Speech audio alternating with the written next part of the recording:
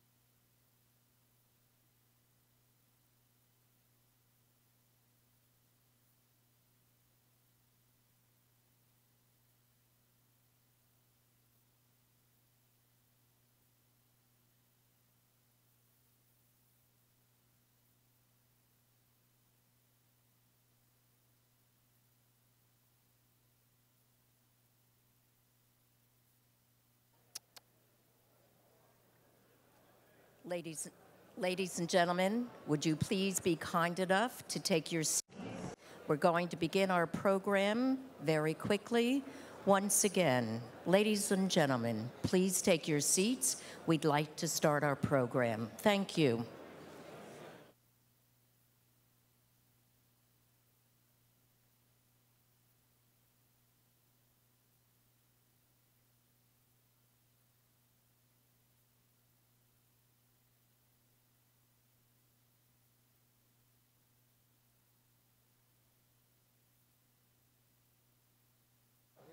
Não, pra mim era assim, tinha que pedir para as delegações apoiarem e tal. Eu falei, não é isso que eu vou falar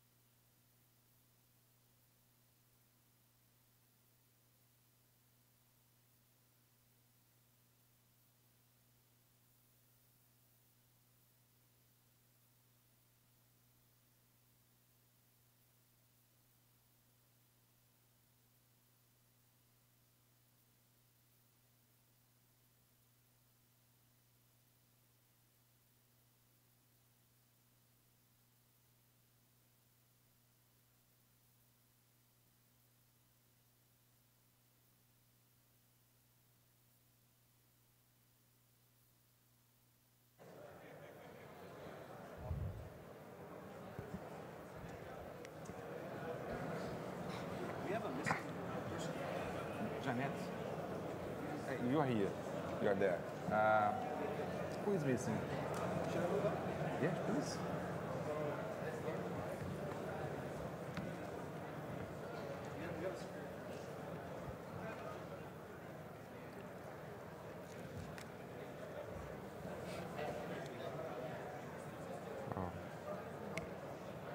Boa tarde. Boa tarde. Good afternoon. I would like to thank the presence of you all and ask your excuse for the beginning of the session, but the fact is that we had a long but fruitful session this morning.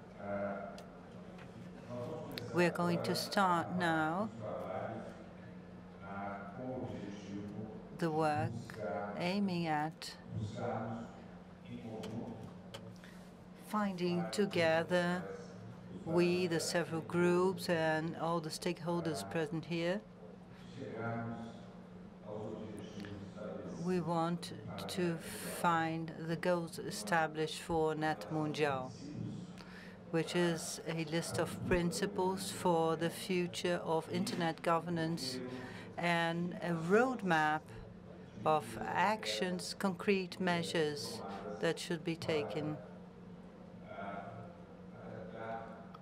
to adapt the system of internet governance to the needs of the network, to the global needs. This session that we are starting now aims at showing the organization of NETmundial, what was done in terms of obtaining the participation of the several stakeholders to collect contributions of proposals, suggestions relative to the evolution of internet governance ecosystem, and also to discuss the processes and actions that will be put forward today and tomorrow in order to achieve the expected results relative to the principles and suggestions for the future. I'm not going to talk about the details, but I would like to say that one important characteristic that measures the success of this conference is the participation of all stakeholders, all those involved in internet governance. I have a graph here showing that in terms of the participation in the conference today, 20% of the participants are from the private sector, 10% from the technical community, 10% of the academia, 23% of the social or civil society, 19 governments, and the remaining has other characteristics. So we have the representativeness of a multi-stakeholder model that has guided the organization of this conference. The details on the process of how the documents were written, this is going to be discussed by Raúl Echeverría, who's going to speak now. He's going to talk about these documents now. Thank you very much, Professor Virgilio. My name is Raúl Echeverría. I am CEO of LACNIC, the Regional Registry of IP addresses for Latin America and the Caribbean, and I participated in the executive committee of NETmundial, representing the technical community, together with Akinori Magmura from Japan, that is somewhere in the room, and committees from the Brazilian Steering Committee of the Internet, CGI. The executive committee was one of the committees that was created on the basis of the structure of this meeting. It was set specifically for this meeting. There's no precedence, so all the structure for the meeting was quite innovative, created from scratch with no past reference. But from the very beginning, we focused our attention on the participation of all stakeholders. In addition to being part of the executive committee as a representative of the Internet technical community, I've been honored because Mr. Virgilio Almeida, chair of the event, invited me to be one of the chairs of the executive committee, together with Demi Getchko from CGI, that is here in the front row. The executive committee had different responsibilities.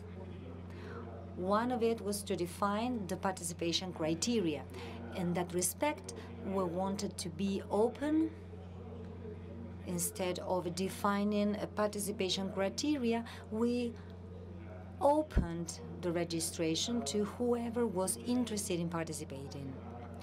And on that basis, we took a group of criteria, giving priority to different geographical areas and to the individuals who had made contributions to the contents. And nobody was left out, so everybody was approved, and I think that the criterion we took was the correct one.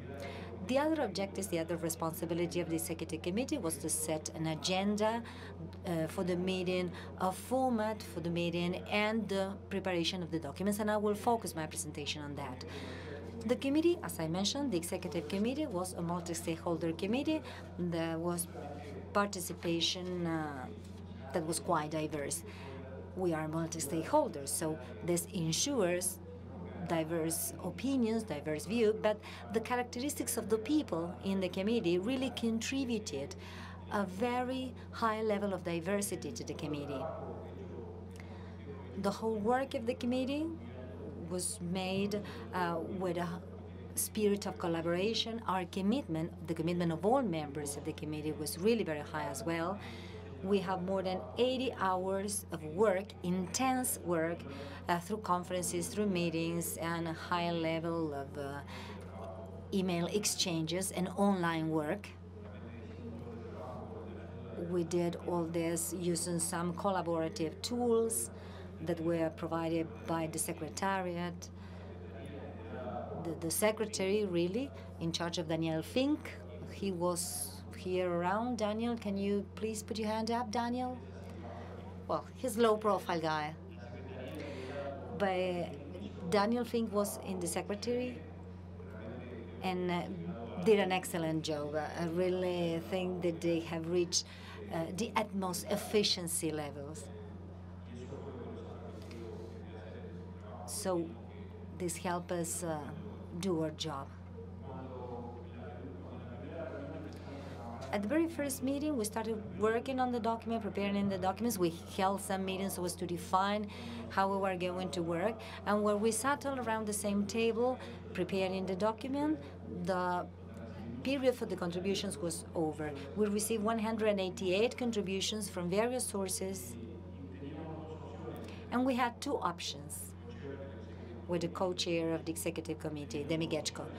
We had two options. One was to work on preliminary document, and the other was to start from scratch. And we decided to start by the toughest one, so start with a blank page. It looks really like a Titanic mission. It was a huge work, but all the members of the committee were really committed, and so we prepared the first draft.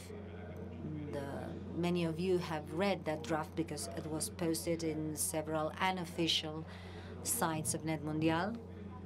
Certainly, I cannot verify that all the versions that were circulating were the same. We asked for comments the first time. The first time it was the high-level committee, so as to check the concepts, to have a first round of comments to see how far we were going, how far we were from a balanced document. We received comments from all the members of the high-level multi-stakeholder committee, quite proper comments. So on that basis, the executive committee worked during 2 days and prepared another draft. That draft was posted and was intended to be posted from the very beginning. It has been published on the internet for 2 weeks, and we have received 1,370 comments. So only due to the efficient work of the secretary, we could summarize and systematize them. One of the committees that was created as part of this constellation of small working groups was a committee called board, the NETmundial board. There we have the co-chairs and the chairs of the high-level committee, the executive committee, and the purpose of this board was just to increase the coordination, enhance the coordination, and to make some decision that was necessary for the process to move forward efficiently. But one thing that we should point out is that there was no influence of the board on the preparation of the documents. The documents were prepared and were the responsibility of the executive multi-stakeholder committee, with that diverse representation and diverse participation that I mentioned before. So we perform a bottom-up process, and we try and summarize all the comments that we've received, and comments and contributions, of course. It would be difficult or incorrect to say that there's 188 contributions and the 1,370 comments represents everybody. We cannot be sure of that, but we can ensure that all the comments we received have been carefully read, carefully analyzed, carefully discussed, and certainly represent a great variety and diversity of the points of view of everybody. So even though we may not say that it represents everybody, we may say that it represents a quite overall views of the internet governance issue. The document we prepare is quite balanced. Sometimes you have to take into account that the comments you received related to a paragraph, we have received comments that are contradictory one to the other. So we try and incorporate those comments, and in some cases we arrive to a point of saying, well, the text we have prepared is quite close to the common ground, to the balanced point. So we have to face this meeting with that idea in mind. Our major challenge is through the discussion, because discussions are not starting today. The discussions started from the very first contribution. that we received when the period for contributions was open. So we have collected lots of these contributions, lots of comments, and now we are at the final stage.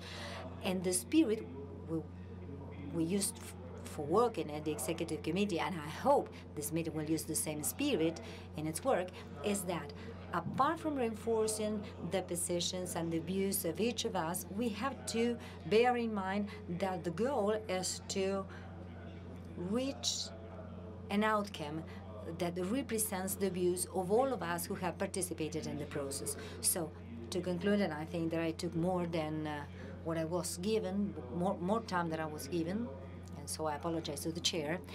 But a few minutes ago, I was talking with someone who's experienced in internet governance and in this type of forum, and he was saying, certainly this is successful processes. We take into account the time we had to prepare for this. So the time was short. We had to incorporate innovative processes, and I think that everything worked quite smoothly. So I was very happy this morning when I listened to Nina, that she said, we are here, we are participating here because we trust in the process. So I was gratified by that. I was really very happy, and I hope all of you share my view. Thank you very much.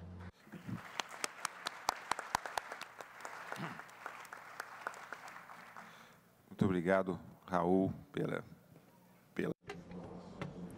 Thank you, Raul, for the information on the process of document writing. I'll ask Carlos Afonso to talk about the inclusive nature of NETmundial.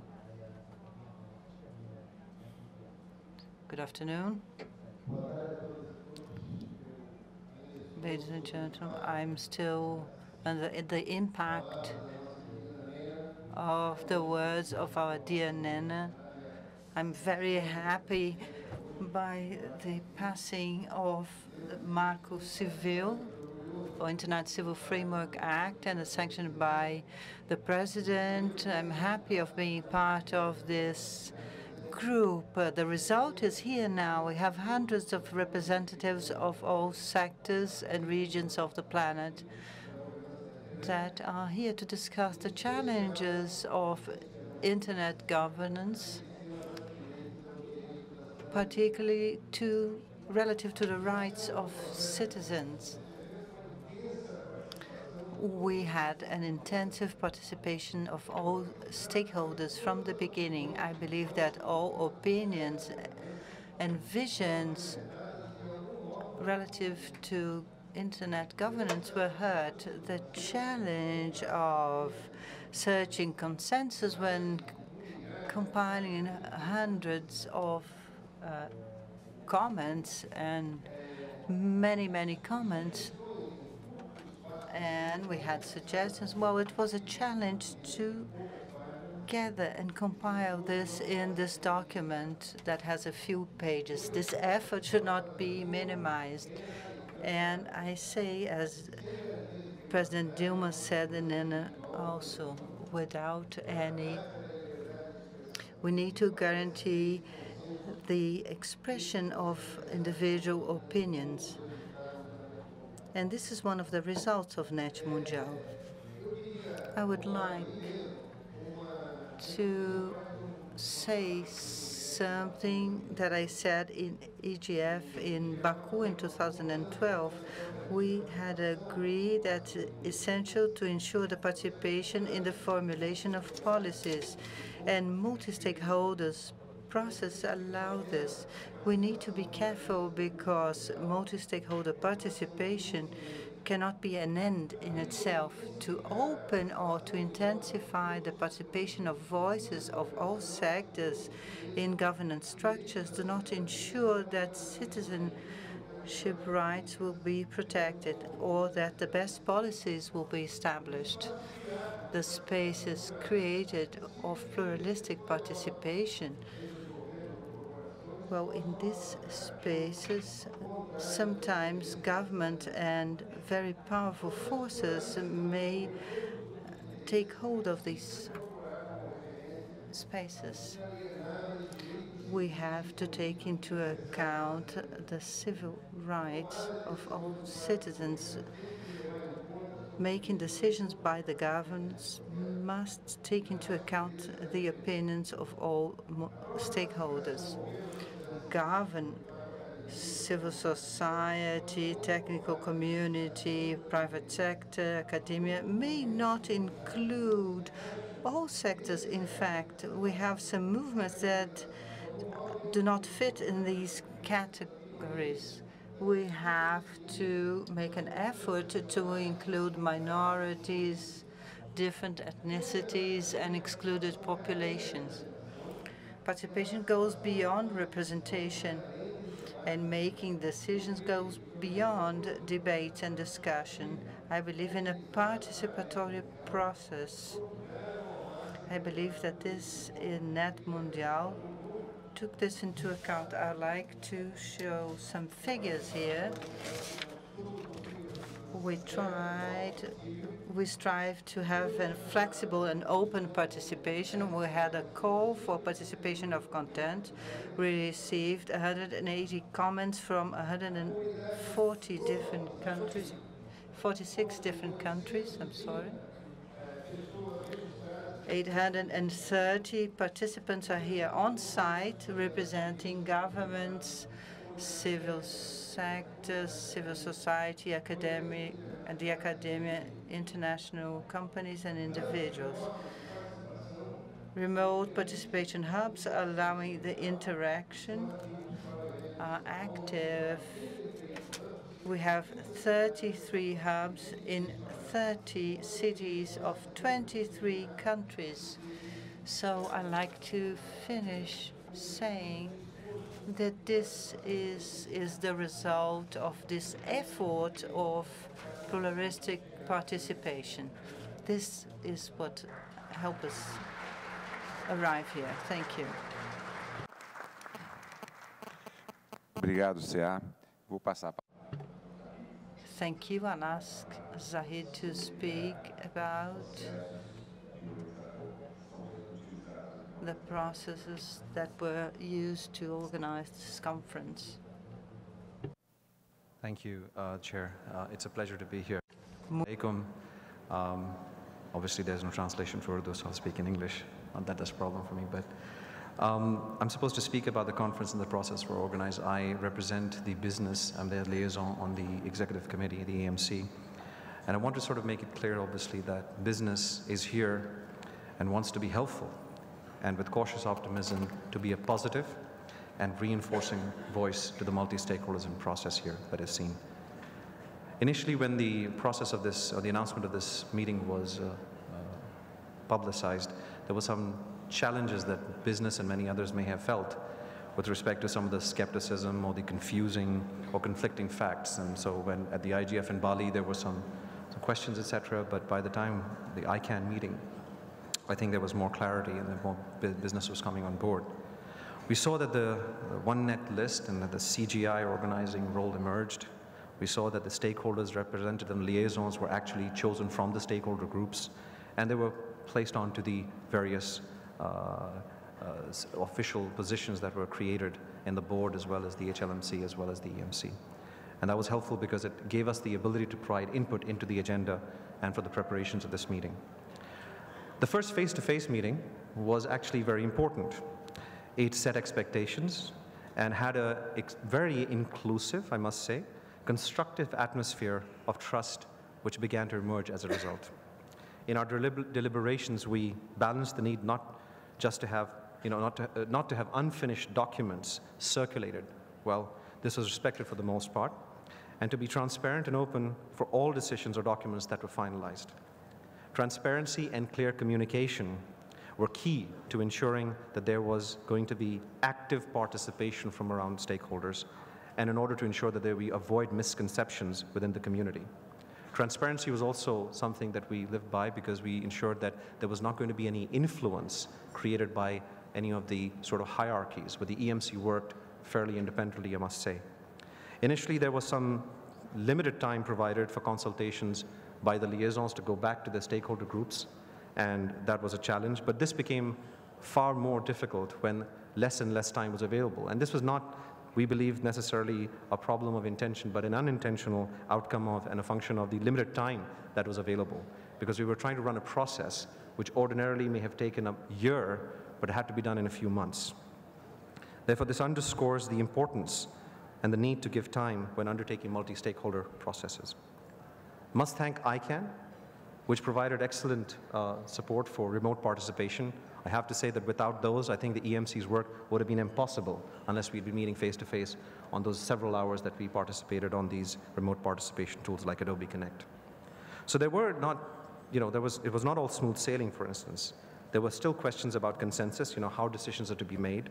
This was unclear, but recently, I think there's a better understanding once we arrived here in Sao Paulo, and a commitment to having a much more inclusive approach to decision-making by garnering consensus from all stakeholders was something that was achieved in some preparations within the EMC. I would like here to also mention the importance given to the contributions. People who provide contributions online, initially the 187 were taken into account by the EMC in preparing the documentation. Now, with the 1,370 contributions and what we will hear at the mics, I think it represents the amount of not just comments that we will be receiving, but the work that we will have to do when we actually try and look at the document again today and tomorrow. And this represents the inclusiveness and the respect that the EMC and this process has for the voices in the room as well. In this, it is also vital to mention the great work of the CGI, Daniel, call him the man on speed. He produces documents overnight with 88 pages, boggles us. I mean, we have to read them. He actually drafts them up. Also want to thank Raul, our chair, Ambassador Benedicto, who played a very, very productive role within the process of the EMC.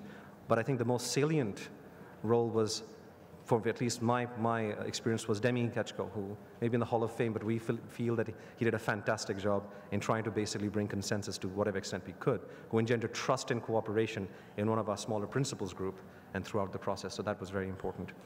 The assistance by the CGI and the Brazilian government for me as a developing country person to get visas, etc., and other support to come here for logistics on visas and things were very important. I thought that was very well and efficiently done.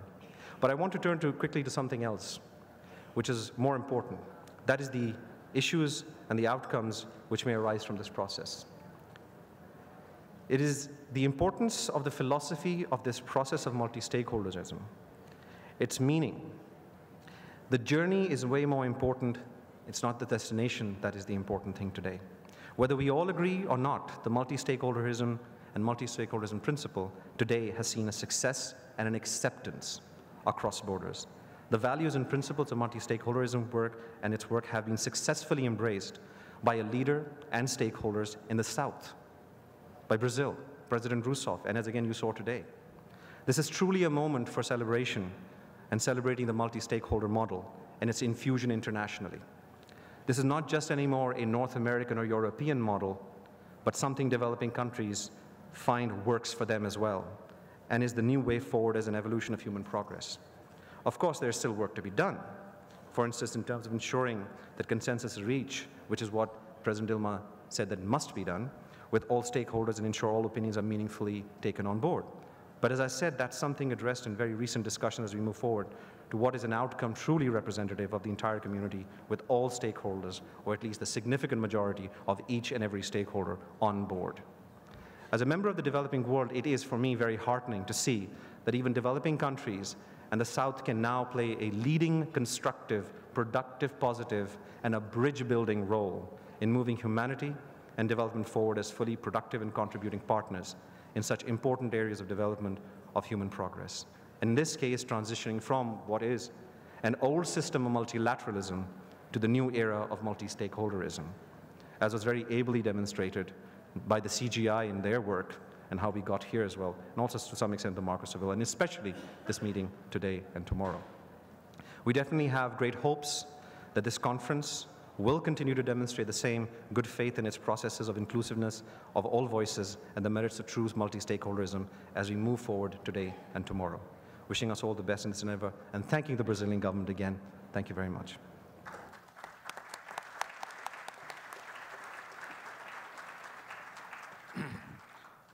Thank you, Zahid, for your words.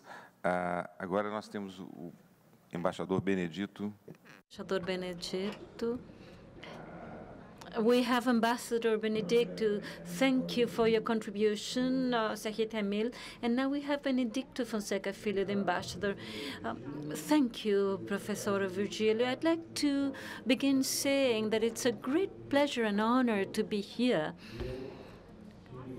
I have been involved from the very beginning in the preparation of this meeting, working as a member of the executive committee and also in the coordinating meetings from the Brazilian administration. So I'm very pleased to see this level of engagement and participation from different constituencies. This is very good news for this meeting. And I'd like now to turn into English because I'd like to address directly the majority. Forgiveness for that.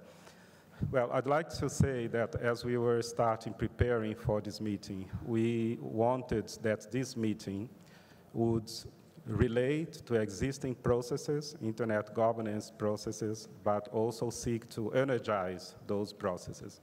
So we were not thinking of this meeting as something detached from what we have in existence today, from the processes that are dealing with internet governance, but rather that out of this meeting would come out a message or some call for those processes to be further enhanced, and in some cases where there has been some stalemates, maybe by working in an ambience that is outside the scope of an existing process that does not have boundaries, that might give us the flexibility to move and try to provide for something new.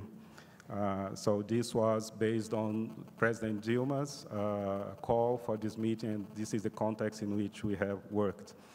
Having said that, I would like to say that from the start, at least from the perspective of those members of the Brazilian government that were sitting at the executive panel, executive committee, for us, it was crystal clear that the outcome documents arising from the WSIS process are the framework, are the necessary framework for our work.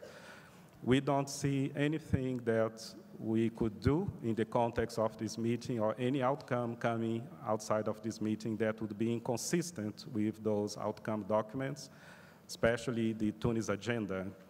That is to say, the Tunis agenda reflects to our understanding, a consensus among the global community, and I'm saying global, meaning not only intergovernmental, but global community, because our understanding is that although the WSIS process might have initiated as an intergovernmental process, it ended up being much more than that. Maybe formally it was adopted by government, but reflecting a very wide basis of views. So we think this is the legitimate framework we have been working, and nothing we wouldn't like to be interpreting that this meeting is proposing something outside this framework. And as a member of the Brazilian government, as the director of the department that is in charge to follow up on internet governance processes, I would be very concerned if someone comes and tells me that we are doing something contrary or inconsistent with Tunis, because then I will have to explain to my superiors what I've been doing here. So please, if anyone finds anything in the document that is inconsistent, please tell me. I'd be very much interested about this. I'd like to mention three very specific areas, and I want also to relate to some comments I have been receiving that, for example, in relation to the multi-stakeholder approach or aspect, that we are here going beyond what is in Tunis by saying that everything we should do should be done with all stakeholders on an equal footing. There is no such thing in this document. On the contrary, we have made clear that everything we do should, the stakeholders should be done in a multi-stakeholder fashion, but according to respective roles and responsibilities. To our understanding, that covers a broad range of situations in which, according to those different roles and responsibilities, the leadership should go to the technical academic community, but in other areas, the responsibility, the sovereign responsibility of states is not being considered, is not being touched. I think this was already stated by my president, so I don't need to interpret what she said, but just say that we are working within this understanding. If there is reference to equal footing, it refers to my recollection, to two contexts. The work that is being called upon to be undertaken under ICANN, in the ICANN transition. In that context, it is true, we found equal footing would make sense, and also in the context of IGF. I don't think you will find anywhere in the text any other reference to equal footing in regard to other processes, which, as I have said, requires a case-by-case analysis, because according to the issue under discussion, the context, it will require different models of interventions. So this is one thing I'd like to highlight.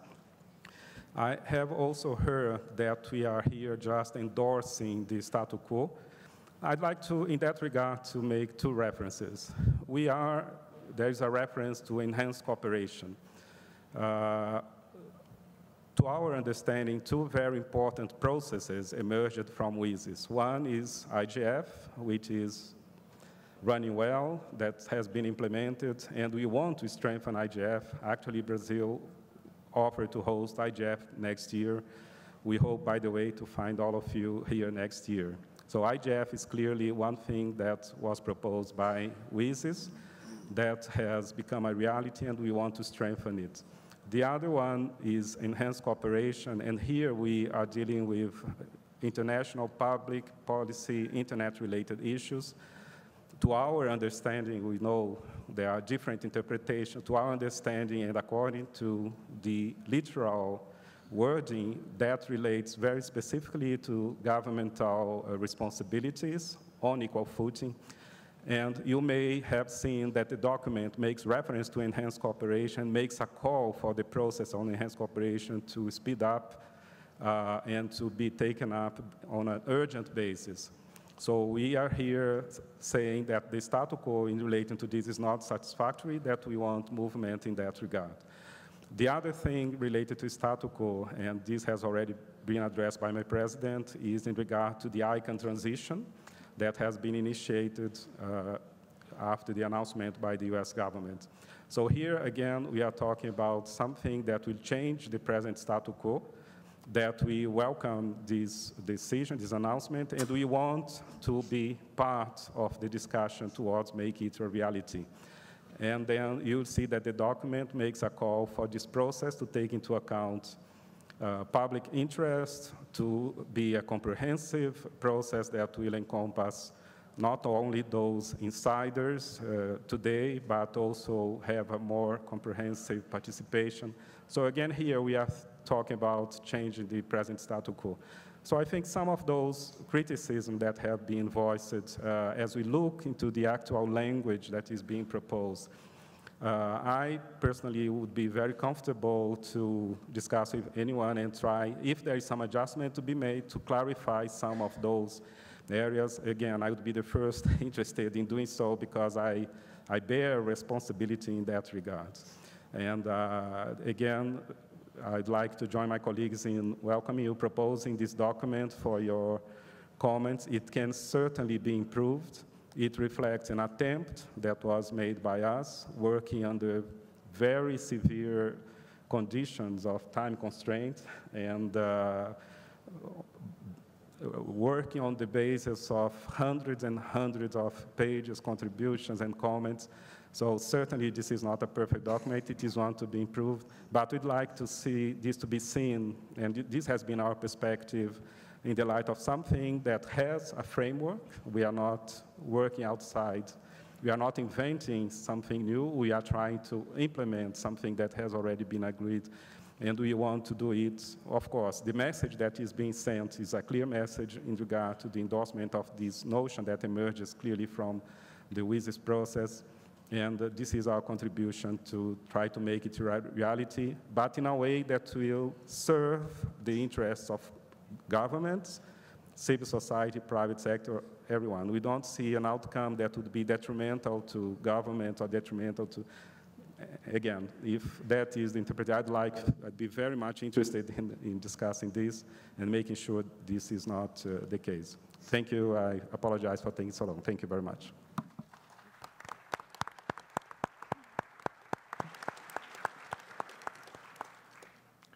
Thank you, Ambassador. And now we have Professor Jeanette that will talk about mechanics and how we reach consensus. Yeah, my name is Jeanette Hofmann. I'm an academic, researcher in the field of internet governance, and I live and work in Berlin, Germany. I am a co-chair of the conference as the academic person on the board. Now that we've heard how we got where we are right now, it's now my task to introduce the working methods or modalities of this meeting that we will use in the next 2 days. Working methods can be quite trivial and sometimes even a bit boring, but I can assure you in this context, working methods are everything but boring.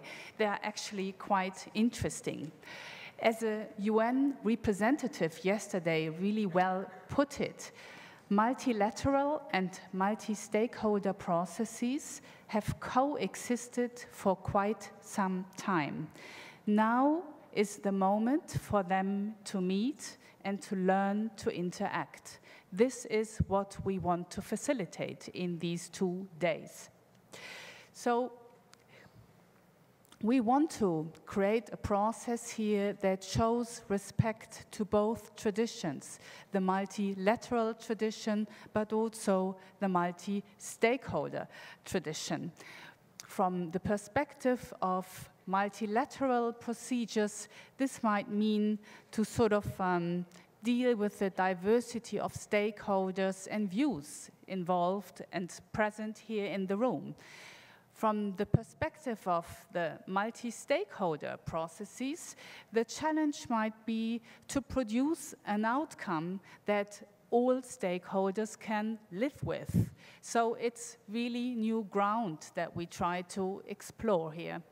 We've spent quite a long time asking ourselves how we could make this process possible and how best to deal with these challenges. And we have literally refined the process until a few minutes before this meeting now started. So I will now introduce what we came up with and what we suggest. The agenda of the next 2 days will roughly reflect the structure of the document. This means we have 2 tracks with each 2 sessions. One track covers the first part of the document, which deals with principles. And the second part of the document will cover the roadmap. We have for each track 2 chairs and a group of advisors. The chairs and the advisors will structure the discussion and record the comments. At the beginning of each session, the chairs will briefly reflect on the many comments we have got. So they will highlight a few controversial issues. We will then have 2 hours of discussions. The first session will be on principles. The second session will be on the roadmap. Each speaking slot will be exactly 2 minutes and not longer. And I can tell you there will be means of enforcing this rule. You can see here in the room we have already microphones put up, and they all have a color code. Each color represents one stakeholder group. If I'm correct, it's blue for business, for the technical community and the academics, it's green. Governments have yellow, and the 4th one I cannot see, but I'm sure you'll find out. We will have we will have all in all 6 speaking slots, 4 for the stakeholders assembled in this room and 2 additional ones for remote participants. This means 1 round of comments will consist of 6 interventions. We expect that each of the sessions will all in all include 6 or 7 rounds of comments. This means we will get per session roughly 40 interventions and per track even 80. This is quite a bit. All these comments will be then taken notice of, and at the end of this day, the chairs and the advisors will meet in a room upstairs, it's the Palm room, and will address the comments that we've got today. For the purpose of transparency, but I emphasize, not participation, transparency. We will have open meetings. Everybody interested is welcome to join and to listen what we will be discussing. But you are not allowed to speak, because otherwise we will just have another session. We want to avoid that. So the idea is that we get all the comments and address them and suggest changes to the document. And who's interested in how we are going to do this is welcome to join and observe the process. We will then do exactly the same. We follow the same procedure again tomorrow. We will have 2 sessions until afternoon, and then the chairs and the advisors will meet and address the comments. So the final document will be released at the closing session and then instantly made available on the website. Transcripts will be made available a few hours after the respective sessions. So even if you don't see your interventions included in the next version of the document, you can still be sure that it will be covered by the transcript and for everybody to see. Now, 2 final points. The first one is, we really try to show that this is not a pre-cooked process. The document is not fixed. It's still open to changes. But we ask you to be reasonable in what kind of changes you want to see. You have to take into account that we are 800 people here, and we cannot, in the limited time that we have here, accommodate substantial changes that would sort of require a totally new round of discussion and consensus building. So we will include modifications, but we cannot add totally new text. So this is the first one. And the second one is, bear with us if the process doesn't quite work the way I have described it to you. This is a sort of experimental process. We are sort of setting up a sort of laboratory for multilateral and multi-stakeholder processes. So we are still learning, and I hope you will be tolerant enough when this is not as smooth as you are sort of used to. I think that is about it. Oh, perhaps one thing, please speak only once and not several times. So don't just join the queue again once you had the chance to speak. Thank you very much.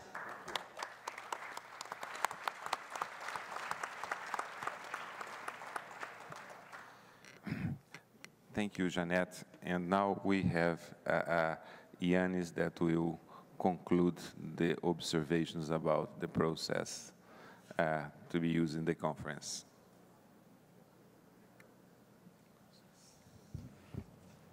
So thank you very much, Mr. Chairman, Jānis Karkliņš, Ambassador from Latvia. And let me start my very brief remarks by thanking all of you for warm response to the announcement that was made earlier today by UN Under-Secretary General Mr. Wu concerning the nomination of the chair of IGF Multi-Stakeholder Advisory Group. I feel honored with the trust that UN Secretary General and Internet governance community place in me, and I certainly will perform my duties with the dedication and full sense of responsibility.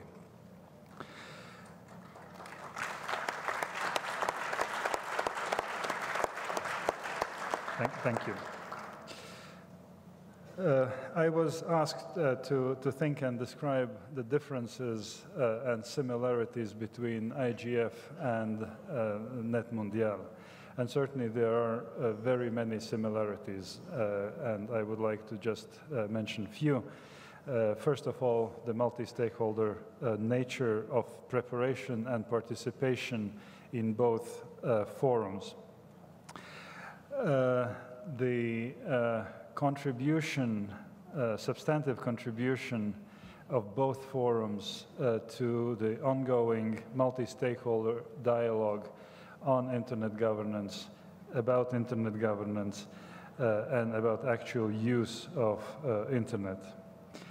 The outcomes of both conferences inform and contribute to the decisions that need to be taken and are taken in different places, different organizations, like in UN or UN specialized agencies, technical organizations like ICANN, IETF, IAB, 3WC, national governments, civil society organizations, and so on.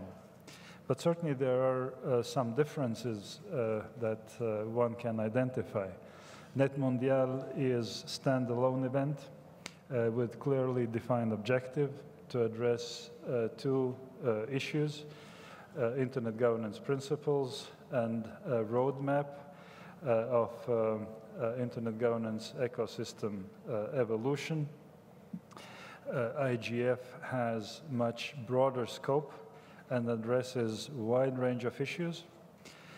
The NETmundial had a bottom-up multi-stakeholder process of developing draft outcome document, and as we saw, it also put some stress on the conference because we need to maybe negotiate the outcome of this conference and reach consensus on the document.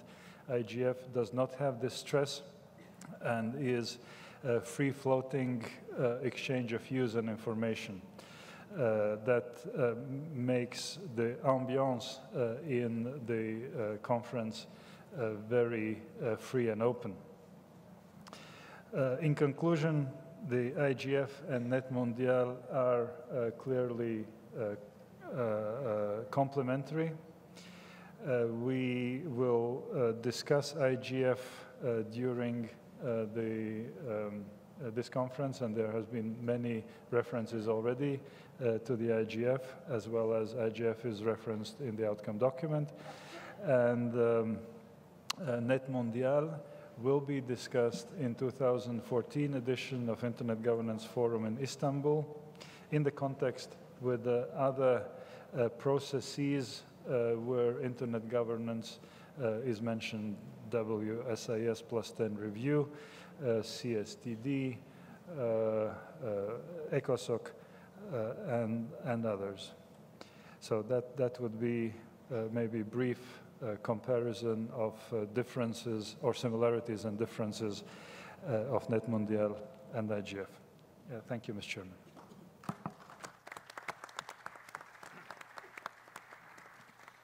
Thank you, Yannis. Eu gostaria também de agradecer.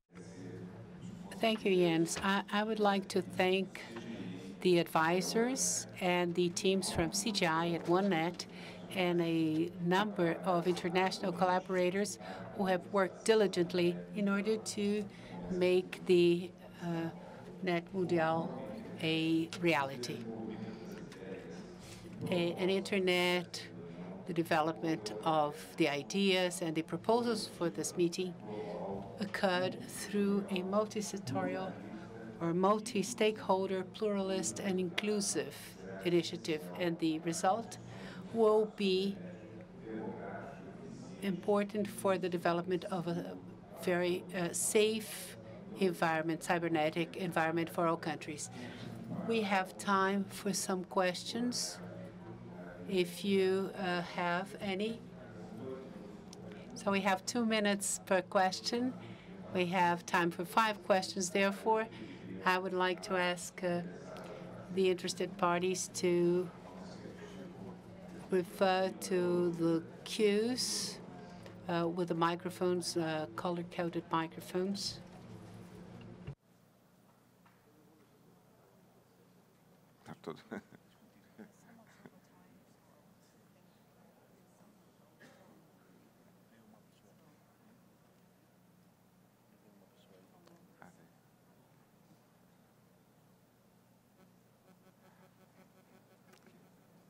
You go first.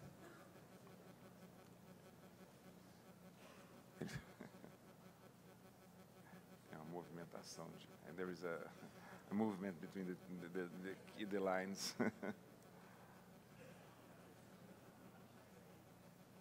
Please go ahead. Yeah, sure.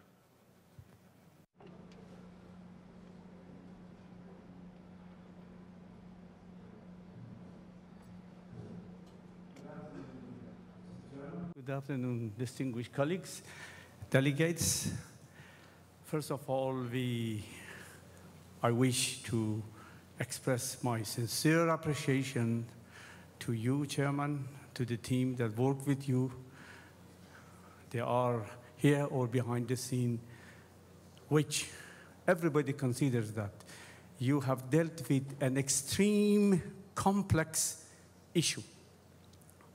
Very, very difficult, and for the first time, covering the entire scope of everybody. Inclusiveness now comes into reality. We would like to assure you that it is incumbent to any of us from all parts of the sectors, government, civil society, private sectors, technical community, and so on and so forth, to do every effort to contribute to the success of this meeting. It's quite clear that it is almost impossible that all views are reflected. But we are sure that you made every effort to include, to the extent practicable and possible, a document which, grosso modo, reflects the views of everybody, if not totally. It is the beginning of the process. We could not expect a miracle, as I put in the document 121 that we have written to you, that we need some beginning of the work. Now, coming to the point, there has been few comments made yesterday and this morning. There is a need that you address the issue that you following the WSIS guidelines in general. If there is something missing, please intensify that. There is a need also to intensify the issue of the internet, the issue of the enhanced cooperation. That should be properly mentioned. And the issue of the internet public policy also should be mentioned more extensively in order to satisfy those distinguished colleagues that we have problems. With respect to the accountability, you need to also intensify a little bit the accountability. What does it mean? It has been spread over the whole document, but you need to consider that what accountability means. There are 3 parties. The one who is policy making, the other who is policy implementing, and the policy itself. It should be clearly mentioned, Chairman. We don't expect anything more than that. We are not dealing with the UN community. We are not dealing with the private sector community. We are dealing with everybody together. different culture, different understanding, and different expectations. We have to mix them up, we have to put them together, and that should be an example. I think it is an obligation to all of us to contribute to the success of this meeting organized by Brazil, and you deserve a big round of applause, Mr. Chairman, you and all your colleagues. Thank you very much. Thank you. I would like to ask you all to ask very short questions, so we don't have a lot of time, so please. I will speak in Chinese. I come from China, and my name is Zhe Liangjiao. Good afternoon, everyone. I'm very happy because today is my birthday. So I'm feeling it's very meaningful for me to have my birthday spent at this meeting.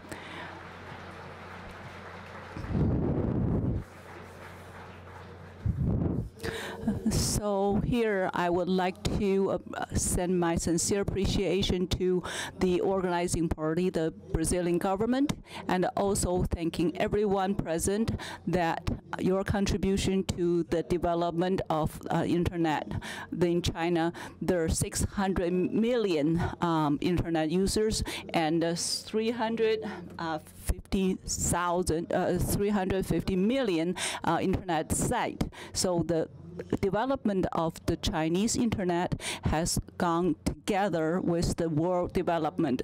We are very concerned about the internet government.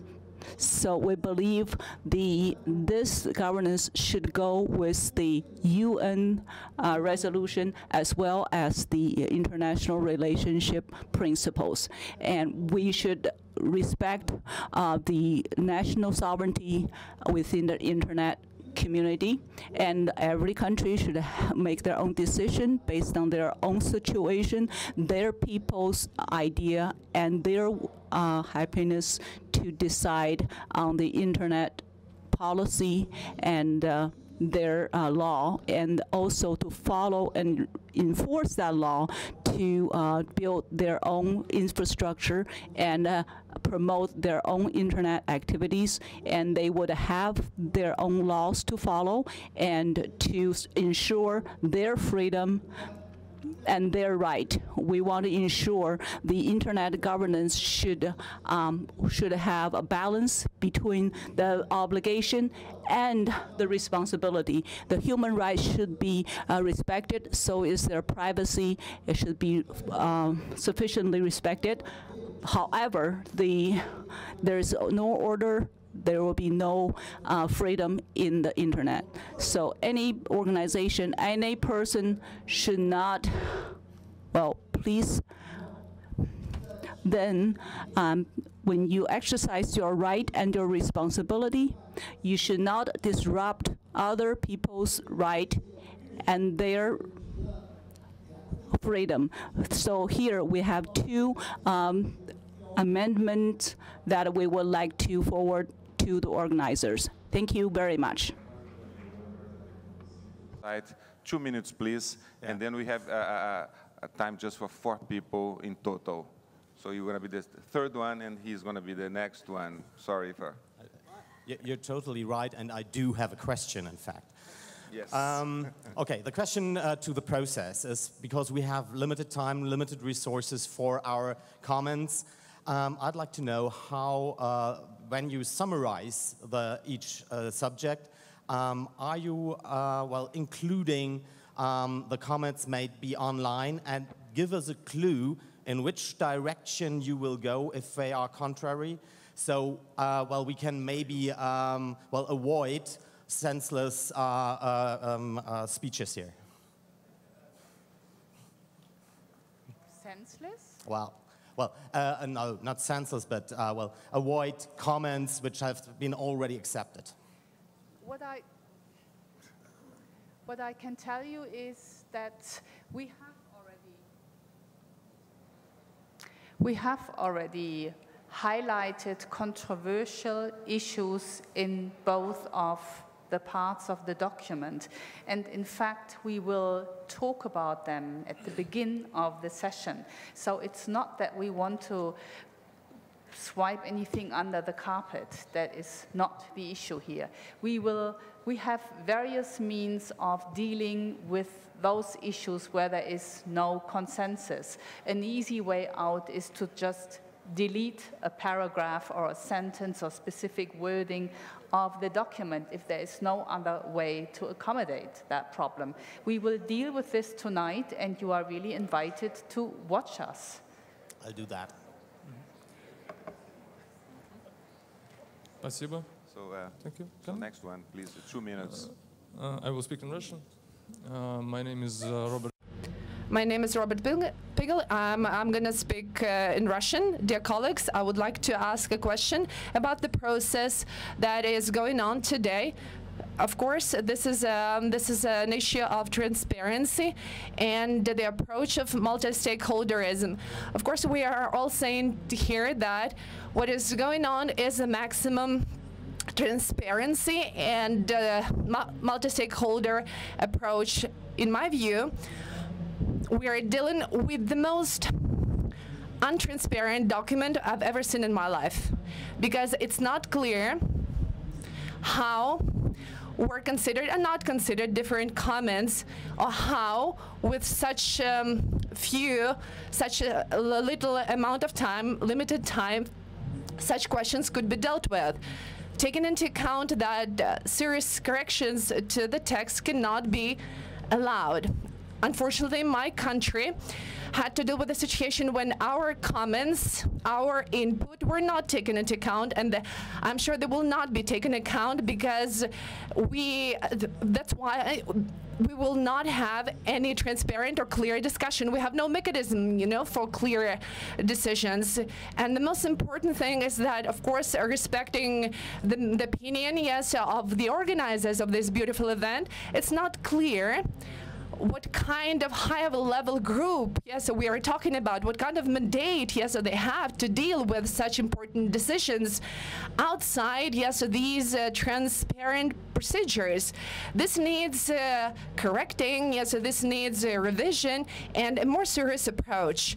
If we really want to be responsible for our decisions and for the decisions that are very important for millions of internet users. Of course, we have to bear in mind that Edward Snowden was the culprit, yes, of this event, organization of this event. So he was the one who set those questions. Thank you.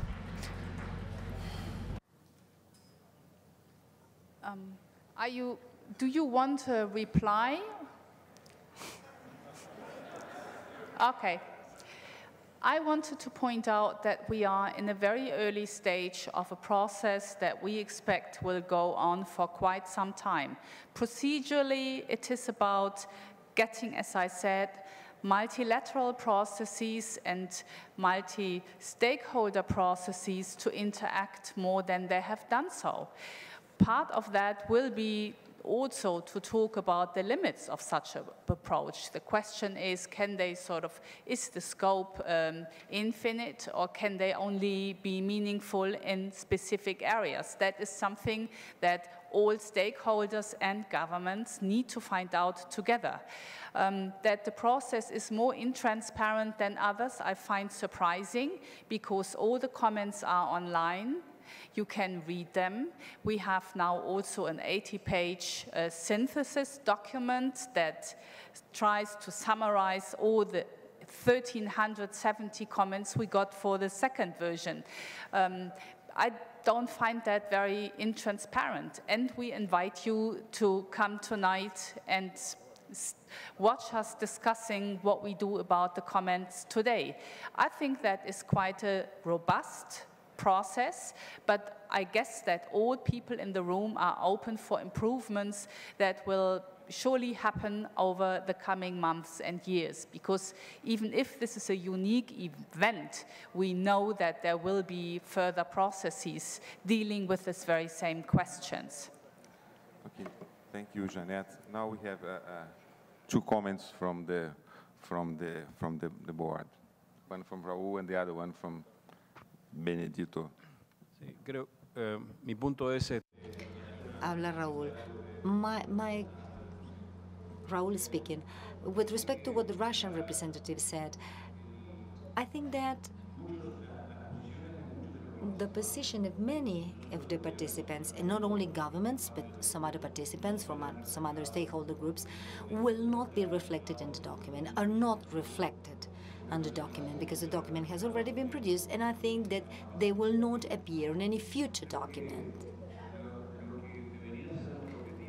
Our goal should be that the outcome document should not include things that we cannot live with, that our objections are so strong that we cannot accept that piece to be there in the document. Or as Ambassador Benedictor said earlier, that the results of our works are not in the detriment of any stakeholder group, a specific stakeholder group.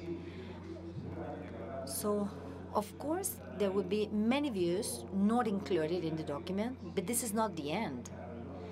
This meeting is a one-off meeting, but there's some other processes, multi-stakeholder processes, intergovernmental processes. So in some other processes, we should continue discussing the issues we are discussing here in this meeting.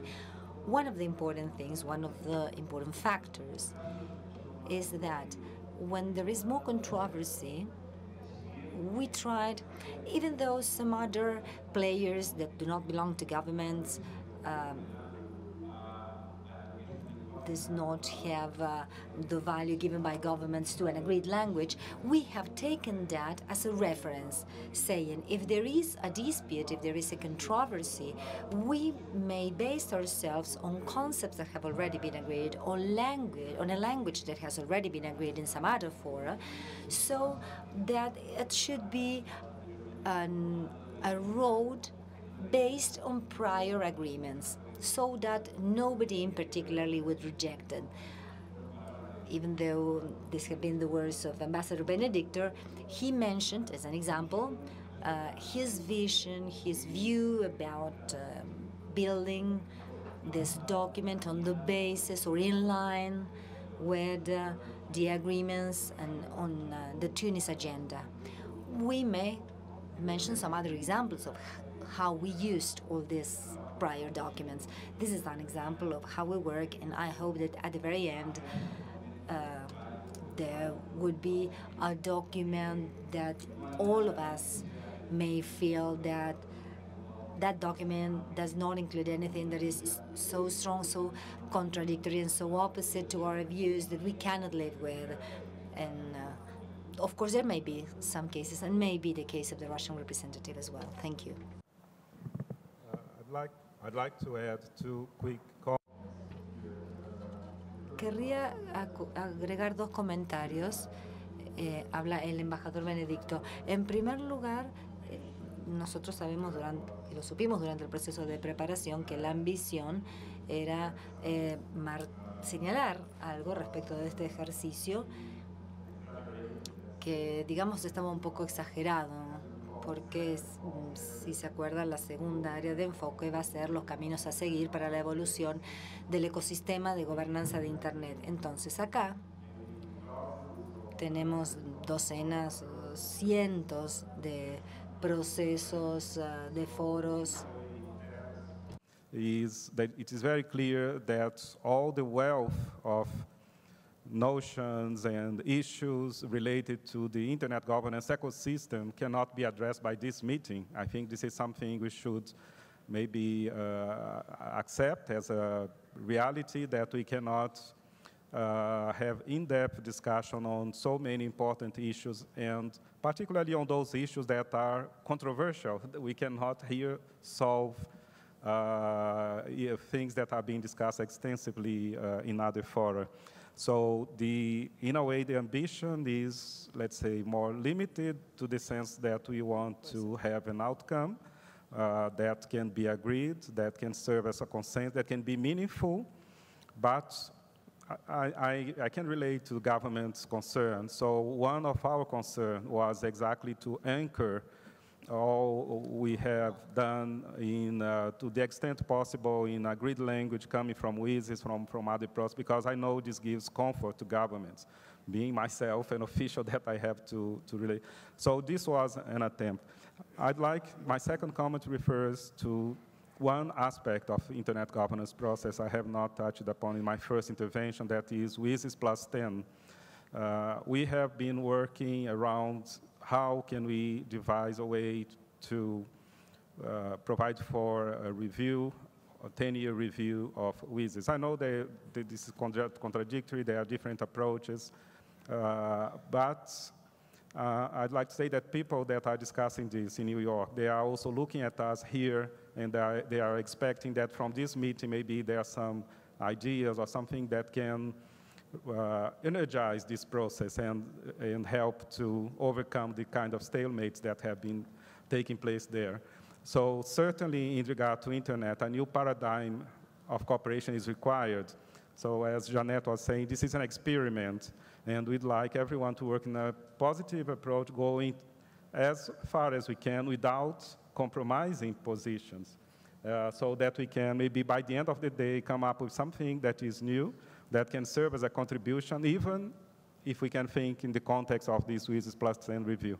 So I think this would be a way to relate to another existing process that is in very bad need of some reinvigoration to the benefit of all of us that are here, all of us that want internet governance to serve its purpose, to be an avenue for cooperation, for progress, and for innovation. Thank you very much. Thank you, Ambassador. Thank you, Ambassador. Zahid will close the session. As I said, we had time for only 4 questions, so sorry for those. If you read your document, say 5. Read your paper. Go ahead, please. Thank you. I just wanted to very quickly, just for a quick comment, I think it's very important that we understand that one individual comment or one player cannot dictate a document. I think that's an important part of the multi-stakeholder process. That's why we have stakeholder groups.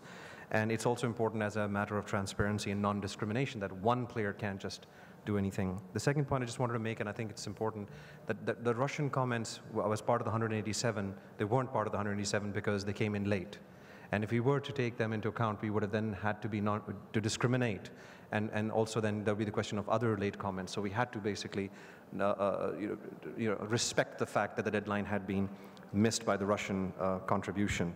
And so I hope that the Russian government will take this opportunity to work positively within this process. And that's all I have to say. Thank you. Thank you. So we have a 30 minutes break, and then we come back for the first session.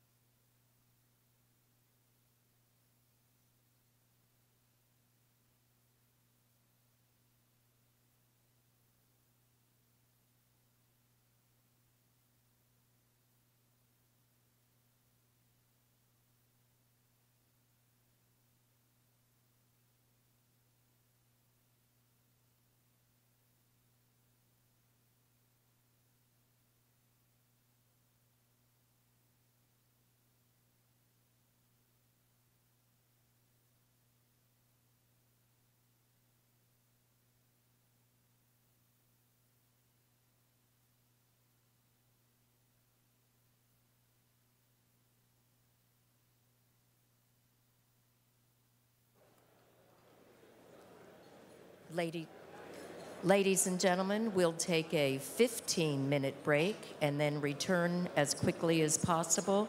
We have a very full afternoon, so we'll take a 15-minute break and then come back to continue our meetings. Thank you.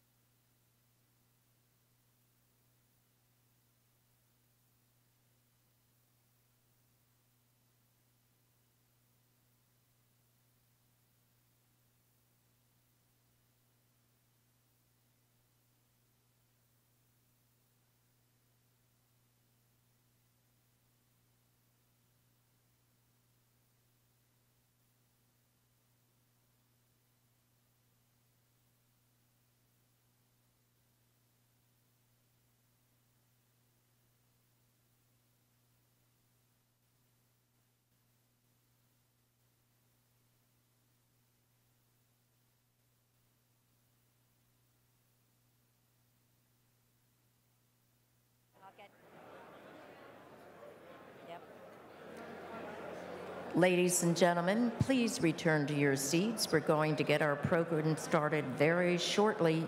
You may miss a portion of it if you're still having coffee.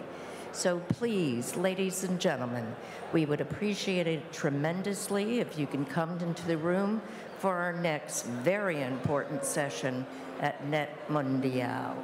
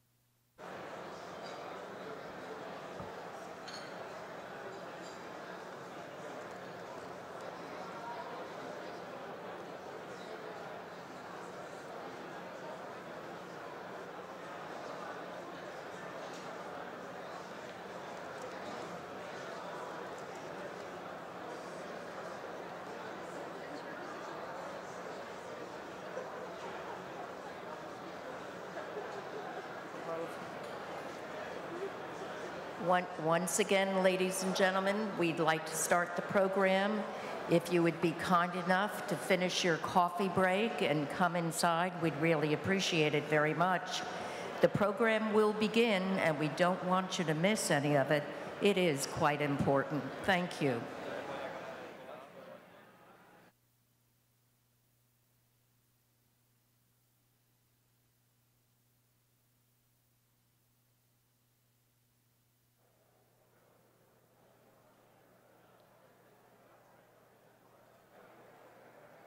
This is the Chinese proposal, Adam. Excellent. I'm very excited about that, Marcus. Shall I treat it with due respect? Absolutely. Ah, well, this is very interesting. Oh, sugar. These are not very well placed, are they?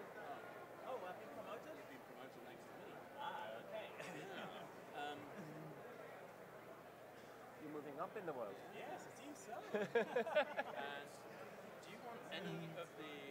So, Marcus, the way the document goes is obviously is this and blah, blah, blah. So now we will have until what?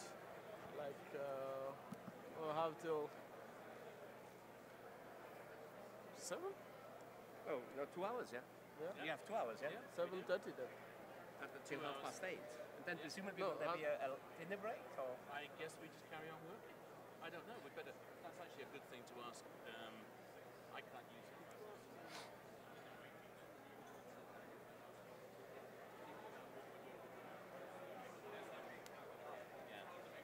Hello, sir. Yeah.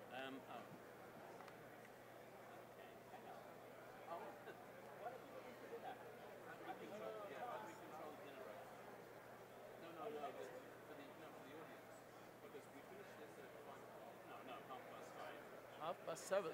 Yeah. Half past 7. 7, yes. What does everybody do for food? I'm in the audience. Yeah.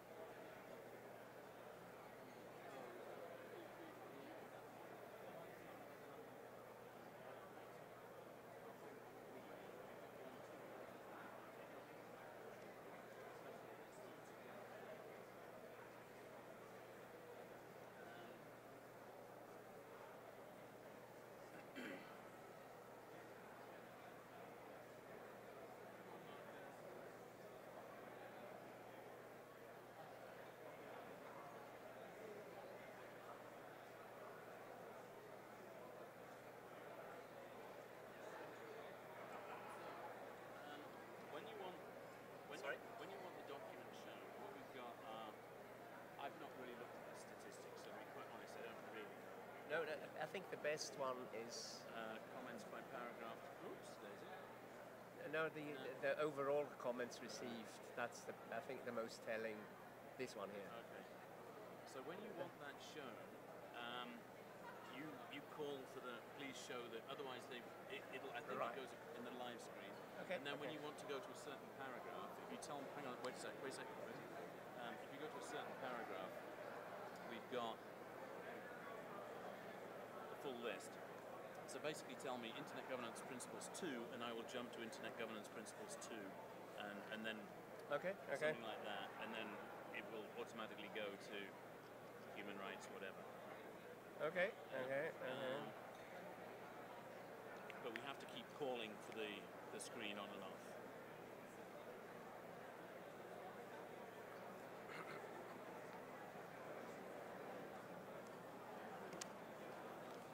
Principles by paragraph. That's the one, isn't it? That's the one. Okay. Was there an announcement of this document public? Yeah. It's a public document, right? I think we do. No, we've lost Zahid. No, he's... Oh, what happened to Zahid? I think he might have gone to the restroom. That's okay. Just because he's like that. Why not? How this one? I think... yeah, I think we're not live. I think Nancy will... Oh, we are live. Ladies and gentlemen, please, may I ask you to take your seats? We are, according to my calculations, 3.5 hours late in our timetable, and I don't think we'll be able to catch up, but at least make sure we don't have more slippage in our timetable. My name is Markus Kummer. I'm Vice President responsible for public policy with the Internet Society, and I have been asked with my co-chair, Adiel Aquablan, who is the CEO of Afrinic, to co-chair this meeting. We are accompanied on this podium by our advisors who were, to a large extent, responsible for putting the document together that is under consideration. Please, may I ask you to regain your seats so that we can get started properly. And if you're not willing to sit and listen and engage in discussion, then please leave the room. But please sit down and take your seats so we can have a proper working session. The previous session was very helpful in explaining to us how we came where we are and what the methodology will be on how to produce an outcome document. Before we get started proper, I would like to ask the delegate from India to go to the microphone. Unfortunately, he was going to speak at the previous session, but we ran out of time, and he was not given the possibility of addressing the meeting. So please, sir, could you make your comment related to the previous session, please? Thank you. Thank you very much, Mr. Chairman. Yes, my very brief 2-3 comments pertain to the previous session. They are mainly about the process. My first comment, very briefly, is to say that most of our concerns and most of our ideas which we had submitted in the initial submission, government's initial submission to the Brazil conference did not find place in the document. Perhaps it was because, as somebody from the podium said, anything that they could not live with will not be included in the document. Maybe that's the case, I don't know. That is the first point. Second point I just wanted to ask was more of a process question, which is that what is going to be the nature of the outcome document? What is going to be the process of adoption? We heard something from the podium to say XYZ deadline, it'll come out, but we didn't hear what would happen after that. There was really no sort of direction on that. So that is the second part. We would like to see if we can get some replies. They pertain to the previous session. Our delegation will have some comments pertaining to this session, but we'll come back to that later on. Thank you. Thank you for your comments. While they were related to the previous sessions, they are obviously also related to this session. And this is, I understand, an issue, a question that is in the minds of many participants here. And it was pointed out in the previous session. This is, in many ways, an experiment, a meeting of multi-stakeholderism with multilateralism. Governments know how to handle a multilateral meeting. There are processes in place they are well versed with, and they know how they function. And non-governmental stakeholders are well versed with their processes relating to their specific organizations, be that the Internet Engineering Task Force, be that ICANN, the regional Internet registries. Here we are trying to, in a way, to merge and come together and find a new way of producing an outcome. And I think Raoul, who was the chairman of the co-chair of the preparatory process of the Executive Multi-Stakeholder Committee, he referred to the document as an outcome. Now, this outcome has no legal nature whatsoever. It will be an outcome. We hope that it is our, shall we say, our hope that in the end, all participants will be happy to accept the outcome and to buy in, to say, yes, we stand behind what comes out of this meeting. Again, it has no legal status. It's not like a resolution by the United Nations General Assembly. It is not like the WSIS outcome, which was approved by heads of state and government. But as such, it has value, it has a certain authority. It is a meeting where many high-level government participants take part in, and there are stakeholder participants representing significant institution responsible for dealing with the internet. And as such, it will go forward to other meetings. Maybe the President of Brazil will present it to the General Assembly. She made a big speech last year, which was the starting point for this meeting. Maybe she wishes to respond back, but that is obviously not to this meeting to decide. That will be up to the Brazilian government and to the President of Brazil to decide. But we heard on the previous panel, the Internet Governance Forum is already prepared to look at it, and in many ways that may validate the document and give a UN seal of approval over it. But the IGF may decide to amend the document, to add different ideas. Now, we don't have much time, we know that. But what we have been presented with is actually a very solid document that picked up on many contributions. Not every contribution made was reflected in there, but on the whole, I think it was fairly well received by stakeholders. It is a fairly coherent document. It is not the perfect document, we know that, but, and we don't have the time to produce a perfect document. The perfect is the enemy of the good is one of my favorite sayings. So question is this a good enough document? And that you all will have to say, is it good enough for you? If at the end of the process you see a document, you feel there are elements there you don't like, please stand up and say so. We hope you don't have to do that, but we are here now to listen to what you have to say. After we listen to you, we go back and try then to amend the document in light of the comments received.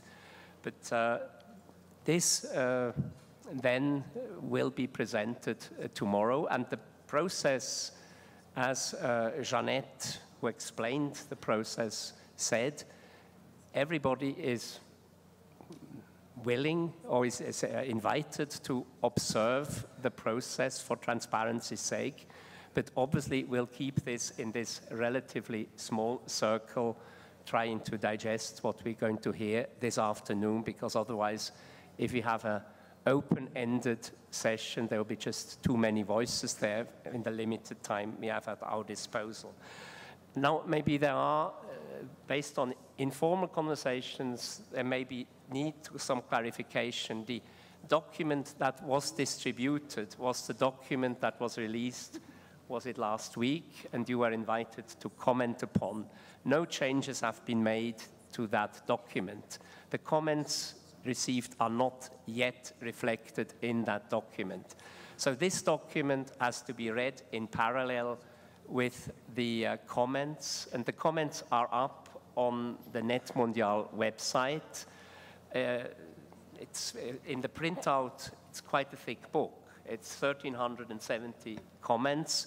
So obviously, it would have been impossible to digest and incorporate all that many comments in such a short time. And if anything, it might have led to some confusion by producing yet another document that people would not have had time to study thoroughly. So the comments show us, however, and here I would like to ask to put the statistics up on the screen. One, the Secretary produced 9 statistics, and one figure shows the comments received paragraph by paragraph. And there you see that some paragraphs, like for instance paragraph 14, received very few comments, or paragraph 4, which is on freedom of association, for instance, whereas paragraph 13 is the paragraph on permissionless innovation that received most of the comments. So obviously, some paragraphs are more controversial than others. And it is our hope that your comments this afternoon will help us clarify our minds where we stand with the more controversial of paragraphs. And these are all the clusters of paragraphs related to human rights. That is paragraph 2 to 8, paragraph 12, that relates to open and distributed architecture, or network neutrality, as some would like it, but network neutrality does not figure as a concept in the text. And the 13, which is the permissionless innovation. These seem to be the most controversial paragraphs, but again, you may wish to comment on others, but I think it would be most helpful if we can focus on the areas where we seem to have most divergence of views. Paragraphs where we have little comments, we will assume that most participants are reasonably comfortable with. There may be some stylistic changes, and we have received comments for improving the English or improving, making stylistic changes, small, minor editorial changes, and we don't think we need to comment on those. This is not a drafting session. I would encourage rather on substantive comments. And as was said in the previous session, introducing new concepts, new ideas that would require some more detailed discussion would unfortunately seem to be almost impossible given the limited time we have. However, I would also like to point out in the roadmap section that is dealt with in the session right after us, there is a section dealing with points to be further discussed beyond NETmundial, and that could be a way of parking issues which you think are important, but we did not have sufficient time to address this week, these 2 days. that we could then take them up in other fora, but issues that you think are really important and that need further discussion. Maybe one last comment. In the previous session, there was also the comparison was drawn between NETmundial and the IGF, and the new IGF chair, and also my personal congratulations to him for his appointment, made the point that there are certain commonalities, and I would actually like to stress for the NETmundial to adopt one principle the IGF has had for many years, that is not to single out or attack individual countries or companies, but to refer more to the general principles you want to discuss. So please, no ad hominem or ad country attacks or at companies. We also learned that in the IGF context. There are principles at stake, and let's keep our discussion at the high level of principle. And with that, I would like to pass the microphone to Adiel, who will explain the functioning of the meeting, and I see there are people already queuing up. Please, Adiel. Thank you. Thank you, Marcus, for... Hello? Okay, sorry. Again, we have a limited time to review this document. I think we have a good working document, which is the document produced by the Secretariat, which include all the comments we have received online, more than 1,300 comments, from which 800 only dedicated to the principal part of this document. So if we base our comment on that pre-work document, that will help us a lot. I would like to just remind also a few working and processing points made by Janet before. First is that we have 4 mics. Each of the mics are identified for different stakeholders, civil society, government, technical, and private sector. We also have 2 feeding points from remote participation. We have people who are participating individually, so they have 1 feeding point. And we have also remote hubs set up by the NETmundial around the world. We will have 1 feeding point from those remote hubs as well. We will kindly ask you to state your name and organization clearly so that people participating remotely can know who is talking. Our objective is to make this very broad in terms of contribution. We want to encourage a diversity within the multi-stakeholder contribution, making sure that we have gender diversity, regional diversity, and also linguistic diversity. So feel free to contribute. We have 2 minutes per participant. There will be a clock. Please use your 2 minutes as efficiently as possible so that we can have a wide variety of comment and allowing everybody to be able to comment. So we will give the floor on a round-robin cycle, so for each stakeholder. If at the end of a round we still have time, we will open another round of comment from the floor. On this note, I would like, if my co-chair doesn't have anything more to say, to open the floor for the comment on the principal part of this document. Thank you.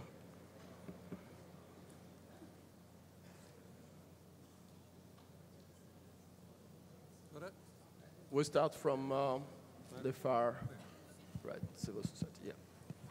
Buenas tardes, me llamo. Good afternoon, I'm Catalina Botero. I'm the Special Rapporteur for Freedom of Expression of the OAS, the relevant commission there in the OAS, and I think that I'm speaking now on behalf of the United Nations Rapporteur who had to leave, the African Rapporteur for Freedom of Expression, and the European Rapporteur.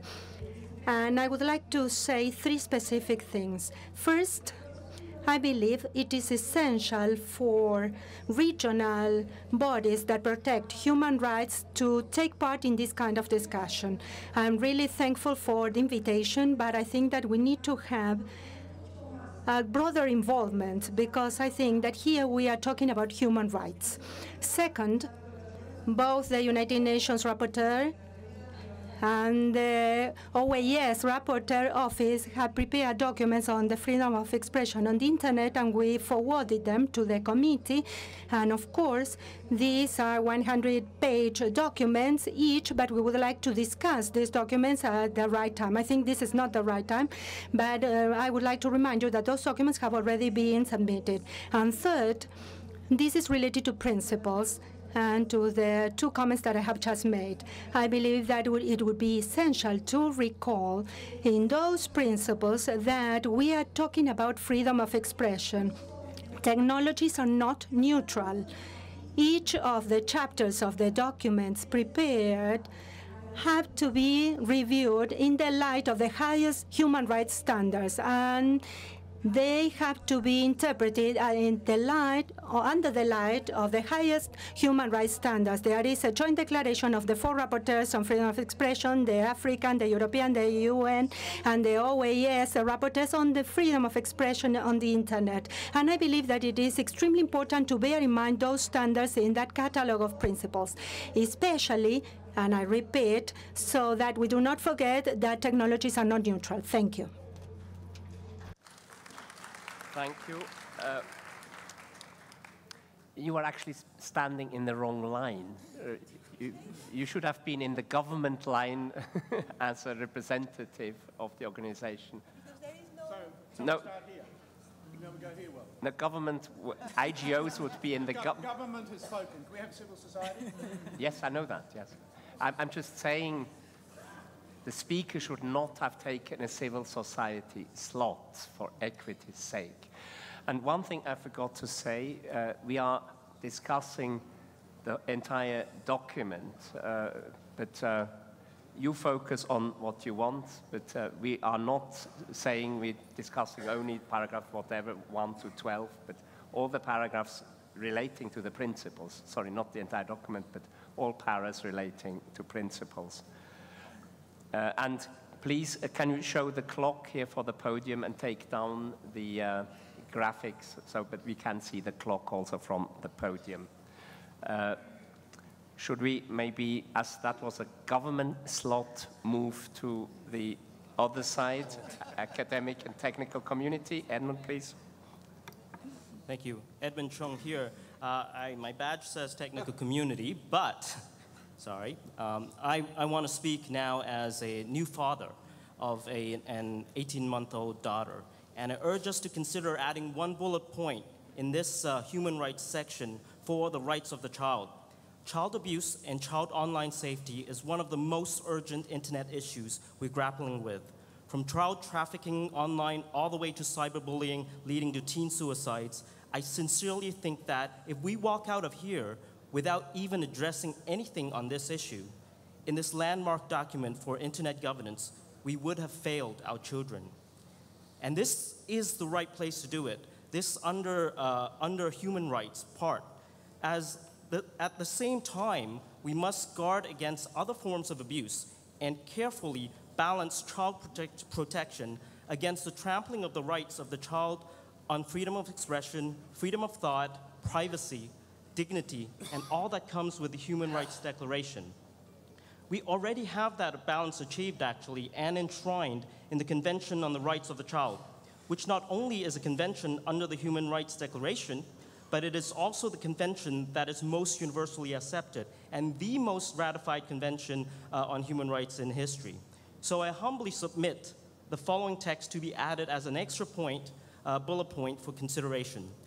Rights of the child, : protection of the child online and the rights of the child to freedom of information, thought, education, and participation in matters affecting the child must be considered in the best interests of the child, consistent with the United Nations Convention on the Rights of the Child.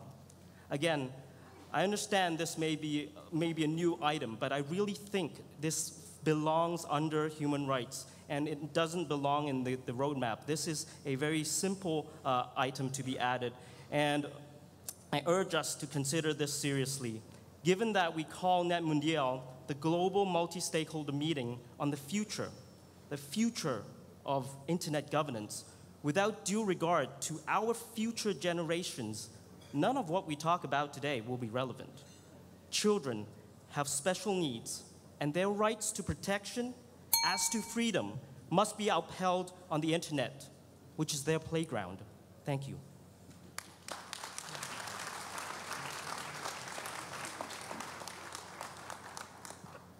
Thank you very much. We will move to the private sector, but before that, I would just like to remind that the government line includes also international organizations. So if you are from an international organization, please join the government line.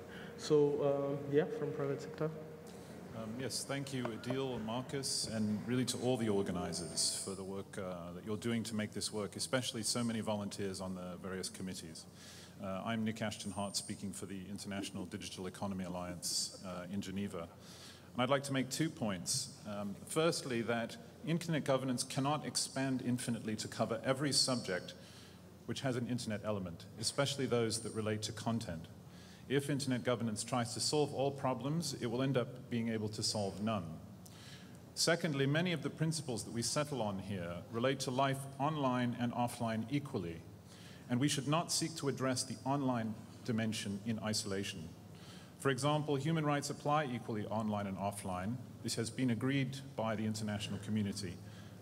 But they are fundamentally not about the internet, but they're about people. Issues of social development and multilingualism apply equally online and offline. And finally, surveillance is not an internet problem. It may have given rise to this conference, but it's a problem with how states treat foreigners, not an internet problem. And it can screw the internet up if you try and use the internet to solve it. I think we must remember that the many principles we agree in this context are already actively being worked on in other international processes. The Human Rights Council for Human Rights, UNESCO for Cultural and Social Development, and so on. Those venues concentrate expertise and experience that we must collaborate with, not seek to duplicate.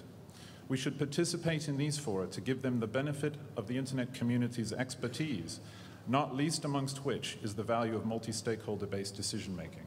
Thank you.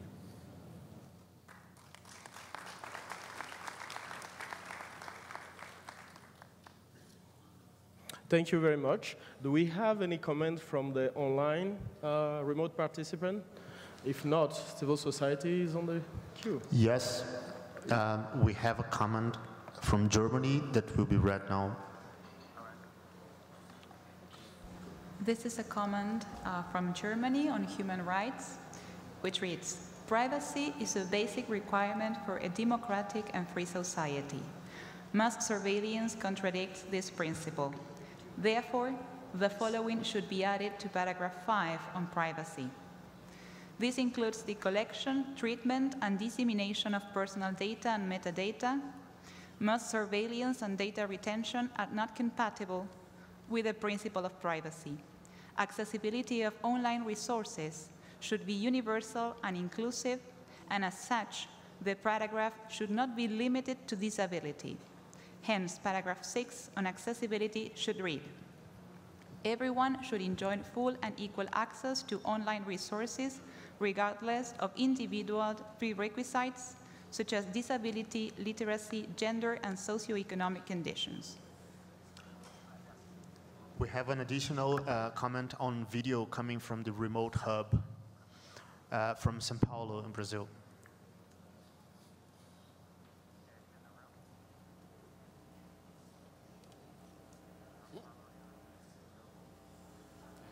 São Paulo, you can speak, please.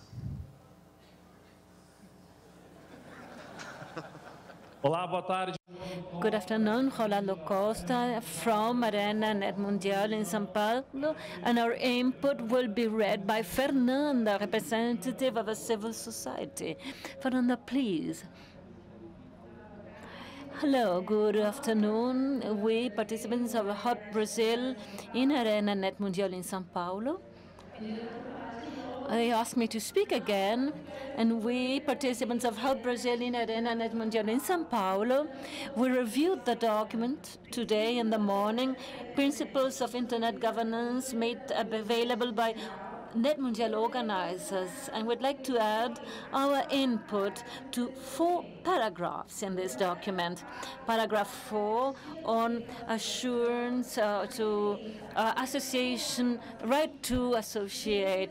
We suggest to exclude or eliminate the word Pacific. We'd like to add to the end of this paragraph in base aos in paragraph 5, to guarantee privacy. It's not necessary to avoid data gathering, personal data gathering, but also to prohibit data gathering and data use. So we suggest to substitute the word avoid with the word forbid.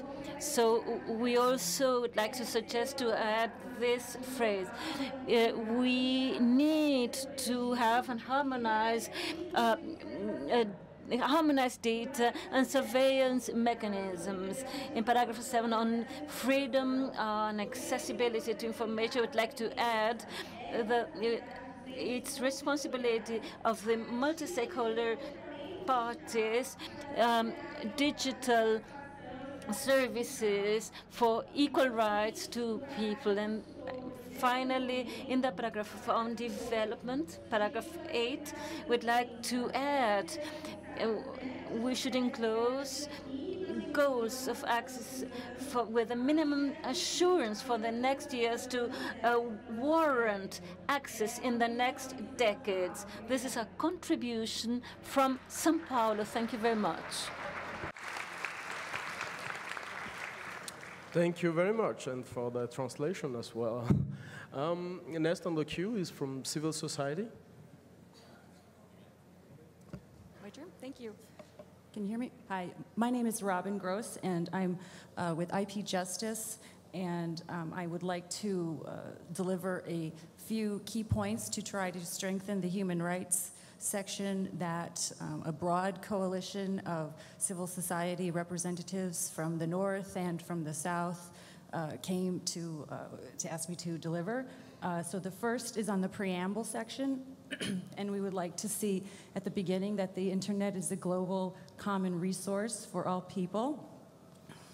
The second point is on the principles paragraph. We would like to add that the principles in this document should fully be consistent with the language of the UDHR and the ICCPR. On the privacy section, we just want to offer some small wording changes to strengthen that section. So it would be the same rights that people have offline must also be protected online, including the right to privacy. No one should be made subject to arbitrary, unlawful, or disproportionate collection of personal data or surveillance in violation of the right to privacy. On the issue of freedom of expression, we wanted to see this language strengthened in line with Article 19 of the Universal Declaration of Human Rights, and specifically by removing the word arbitrary from the text and then adding at the end, regardless of frontiers. We would also like to see the right to development section strengthened. And we also wanted to note that we support the permissionless innovation text as it is currently drafted. Thank you.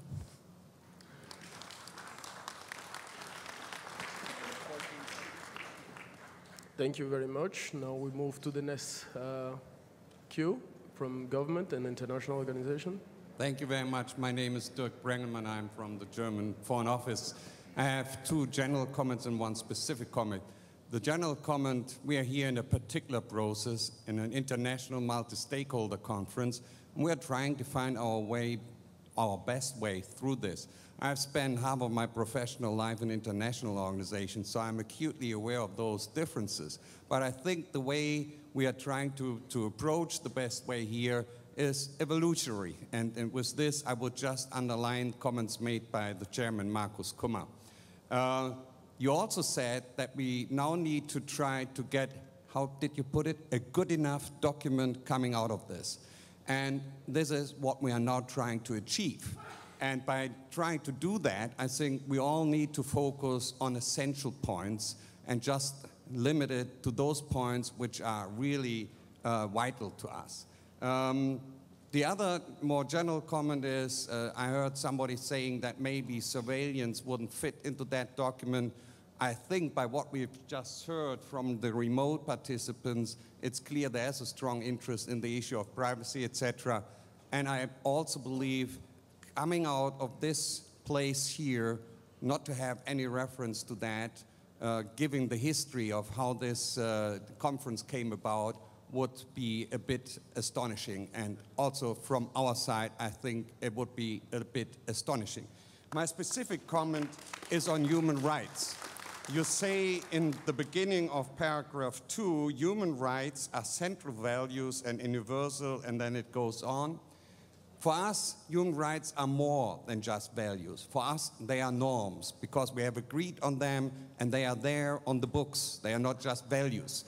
But in order to make that a straightforward thing, I think we can go about without trying qualifiers and just say straightforwardly, human rights are universal as reflected in the Universal Declaration of Human Rights and underpin Internet governance principles. And that's, I think, a very short and easy way to address that. Thank you very much.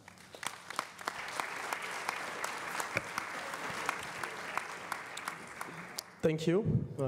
Technical community and academia. Hello, my name is Jari Jarkko. I'm the chair of the IETF, although today I'm making a more of a personal observation here. The IETF doesn't have an official position on the draft document that is being discussed, although, of course, we probably like many parts of it, open standards and multi-stakeholder and so forth. But the comment that I wanted to make relates to the permissionless innovation paragraph and the discussion around that. I noticed that there had been quite a bit of discussion, I guess mostly relating to interaction of that to the copyright issues. And I wanted to sort of highlight what, when we usually speak about permissionless innovation, how we, what the context is and what do we mean and what do we not mean. So my definition of permissionless innovation is that it's about our ability to create new technology or applications on the internet without having to ask the government or the operator or the computer vendor or even the standards body for a permission. As an example, the end-to-end argument in the internet is about applications not being restricted by the nodes in the network. If you had to be waiting for things from these parties or the network, it could take a very long time for you to get any innovations out there. But while this accelerates innovation, of course, it does not mean that you can ignore other things in the world, such as laws of societies. That is not what we mean with this concept. So I personally believe that openness, permissionless innovation has been the key reason for the success of the internet and for the benefits that it brings to all of us. And I believe it's important that this continues also in the future and that we retain this part in the document. Thank you.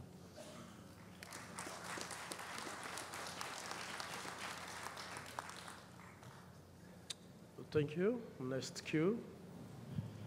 Hi, my name is Seth Johnson. I speak on behalf of a number of different constituencies who support the idea of recognizing the internet in the Information Society project so we can more readily recognize impacts on it by policy or technological solutions. What I'm about to say derives from a broad analysis of the WSIS outcome documents, the ITU plenipotentiary resolution from 2010, and most recently the WTDC outcome documents, as well as the ITU's measures of the progress of the Information Society project, its core indicators, the ICT Development Index, and revenue and investment. Among other things, these things do not address the distinction between networks that implement specialized services, specialized treatment of packets, and open, general-purpose internetworking between independent networks. There's a confusion of the terms IP-based networks, IP-based networks in general, with the internet. and another term, next generation networks. That's just a preface. So a couple of comments on human rights as expressed in the WIS's outcome documents and the ITU plenipotentiary framework. In relation to the enabling environment, the WIS's performance measures and the WTDC outcomes, most specifically the broadband study question, they speak in terms that are conducive to vertically integrated telecommunications context, and they do not make any reference to situations where the infrastructure is shared by competing providers at the physical layer. Now, one consequence of that in terms of human rights is that when you have a vertically integrated physical layer, you're treating it like it's private. And so when you come along and you try to say, okay, you have to do various things, like treat packets similarly, the common notion of network neutrality, they often say that that's a violation of their rights. Whereas if it's a public franchise, it's a more direct violation of government acting against our fundamental liberties. I guess that's all I'll get to say. Thank you. We'll go online for comment and question. Okay, so we have a comment coming from a remote hub in Argentina that will be read, and afterwards we will have a comment coming on video from Colombia. Okay. La cuestión del respeto de los derechos humanos. The issue of respect of human rights was recurrent, but currently, within the framework of the political and legal framework of sovereignty, human rights are only defined with respect to obligations and abstentions by the states. In this respect, the Inter-American Court on Human Rights, for instance, has always defined mostly each of the human rights only in that respect. The question is, in the outcome document, have you taken this into consideration? Will it be clear that human rights are and must be enforced upon companies? Okay, now a video comment from Colombia. Colombia, you're on screen. You can talk. Muy buenos días, Good morning, good afternoon, good night, because it will depend on where in the world you are. My name is Marionel Villamizar. I'm from Colombia, from the Telefónica facilities, together with the Internet User Society in Colombia. We say hello to you.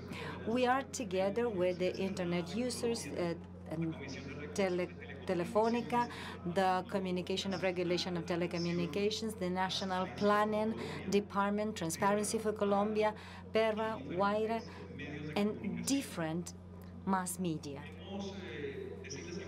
We want to say to you that we have been following your discussions, and we thank NETmundial because this gives us a space to reflect upon what was going on locally and to place in the public agenda the issue of internet governance in our country, in Colombia. Now I'm going to read our conclusions that we recognize that at this stage it is a very early and initial phase. Bearing in mind the tradition of work between the private and public sector in Colombia, the different stakeholders that took part today showed willingness to generate a Colombian Internet Governance Committee. The process for the discussion to be carried out within this framework will consider the multiple stakeholder model and will consider some players, some stakeholders that have not been part so far.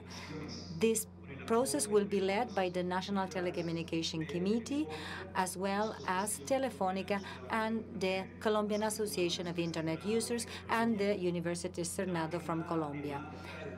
The agenda for the process will include the review of the principles, governance principles for Internet, as well as the roadmap, so as to generate the ecosystem.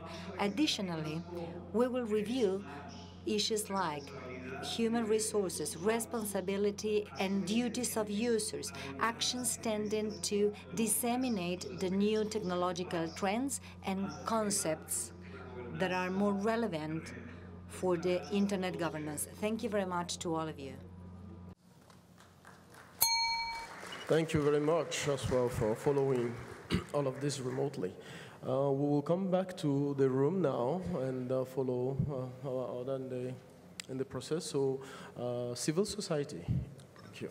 I'm Alan Greenberg at the ICANN At-Large Advisory Committee, but speaking on my own behalf. My comment is respect to principles paragraph 7 and in fact the principles paragraph 16 and roadmap paragraph 7. The term consensus decisions or consensual decisions is used there. Consensus has perhaps a close to infinite number of definitions, certainly many, ranging from a majority to unanimity. I'm under no illusions we're going to come to closure here on which definition we mean. But I suspect the intent is that it is not unanimity. If my assumption is correct that it's not unanimity, we need to set expectations reasonably and say that there. Thank you. Thank you very much. Next in line, please. Thank you, Mr. Chairman. My name is Scott Busby. I represent the United States Department of State. I'm specifically from the Human Rights Bureau of the Department of State, and I want to address some of the principles in the human rights section. Let me first say on behalf of the United States that we are very pleased with the process that has been run by the Brazilian government and by the Executive Multi-Stakeholder Committee, and we thank you for the very hard work you've done in trying to reconcile the many, many comments you've received on the document, including our own. So thank you for that. And we specifically wish to thank you for including a section on human rights which addresses the various human rights issues at stake when it comes to the Internet. So thank you for that. A few small technical comments. First, we would support the technical fix recommended by the government of Germany in terms of striking the reference to values in the very first sentence and referring to human rights as norms. That said, in the title of that section, we would recommend that it read human rights and shared values. Why? Because some of the elements in that section couldn't be defined technically as human rights. Specifically, the right to development is not a right defined in international human rights instruments, and for that reason, we would urge you to include and shared values in the title of that section. Thirdly, let me say that we'd like to support the changes recommended by civil society on paragraph 3 in the document regarding freedom of expression. The words "without arbitrary interference" do not appear in Article 19 of the International Covenant on Civil and Political Rights. We believe that the addition of those words actually weaken the freedom of expression standard, and so we would agree to the changes suggested by civil society to that section. Thank you very much. Thank you very much, and I would like to thank all the speakers for keeping within the time their intervention. That will help us a lot. Next in the queue will be from technical community and academia. Thank you. I am Roberto Uzal, professor at National University of San Luis, Argentina. I think that my comment could impact in the Internet principle discussion. Why are we here? I guess we are here because we are living in a not perfect world. The Internet is included in that not perfect world. The Internet has become a context where some state nations attack the critical infrastructure of another state nation using the Internet.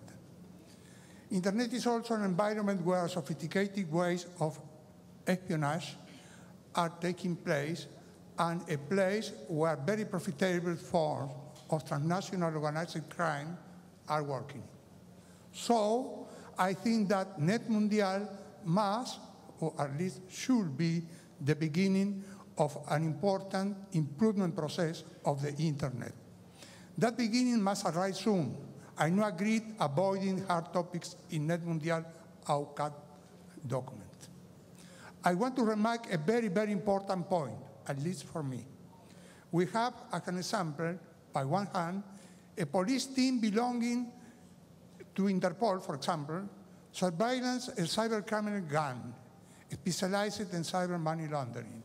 That Interpol team is working as a result of an international justice court. In that case, the internet surveillance is absolutely legal and necessary. By the other hand, in my example, we have a state nation military personnel executing mass surveillance on another state nation. In the second place, instead surveillance, we have just cyber espionage. Cyber espionage, cyber warfare, and transnational organized cybercrime must be eliminated or at least mitigated in the internet. This is just my opinion to be improved. Thank you for your time. Thank you very much. Next line from private sector. Yes. Ricardo Castanheira, da Motion Picture Association. Obrigado aos organizadores do NETmundial. Thank you for the organizers of NETmundial for the opportunity of participating in issues that are critical for the private sector. We are proud from the private sector of producing content, freedom of expression, and respect for copyright is essential. We are happy to observe that many of the comments of the community that produces of content, the policy of innovation is based on intellectual property. The fact civil society has also expressed flexibility of the Universal Declaration of Human Rights in the United Nations, which talks about the rights of creators in an effort to arrive at a consensus about this issue, and also the need for a consensus about the issue, as suggested by the Secretary General. The relevant role that the content production has in internet, and considering that some human rights are expressly referred in the final statement, we believe it's essential to preserve the reference to freedom of expression and also add to the article number 27 of the Human Rights Declaration. So the creators and creative industries will be able to go on having a critical role for the development of internet all over the world. Thank you very much. Thank you very much. We go back to our online participant. Do we have, okay. Okay, now we have a text comment coming from the civil society on Switzerland that will be read, and afterwards we will have a comment on video from Bhimavaram town in India.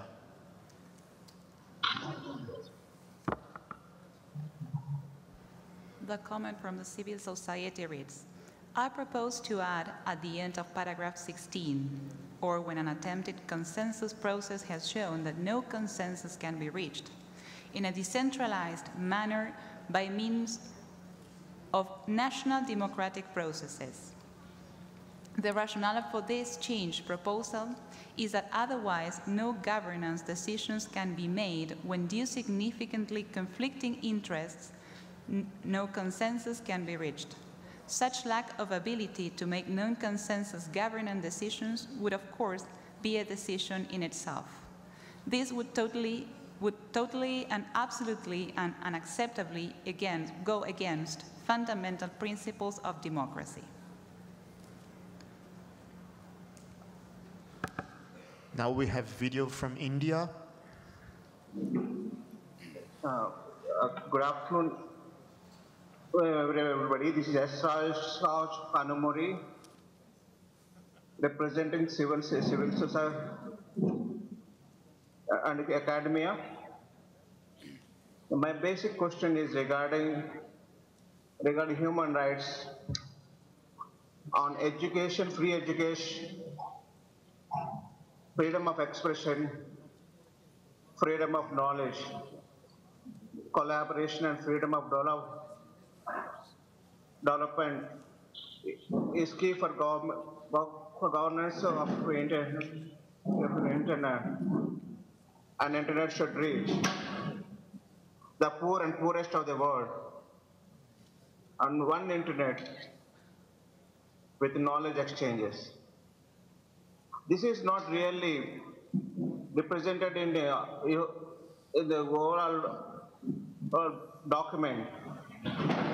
And in India, if you see, around 300 million youth have proper internet connectivity, and most of the people still they are poor.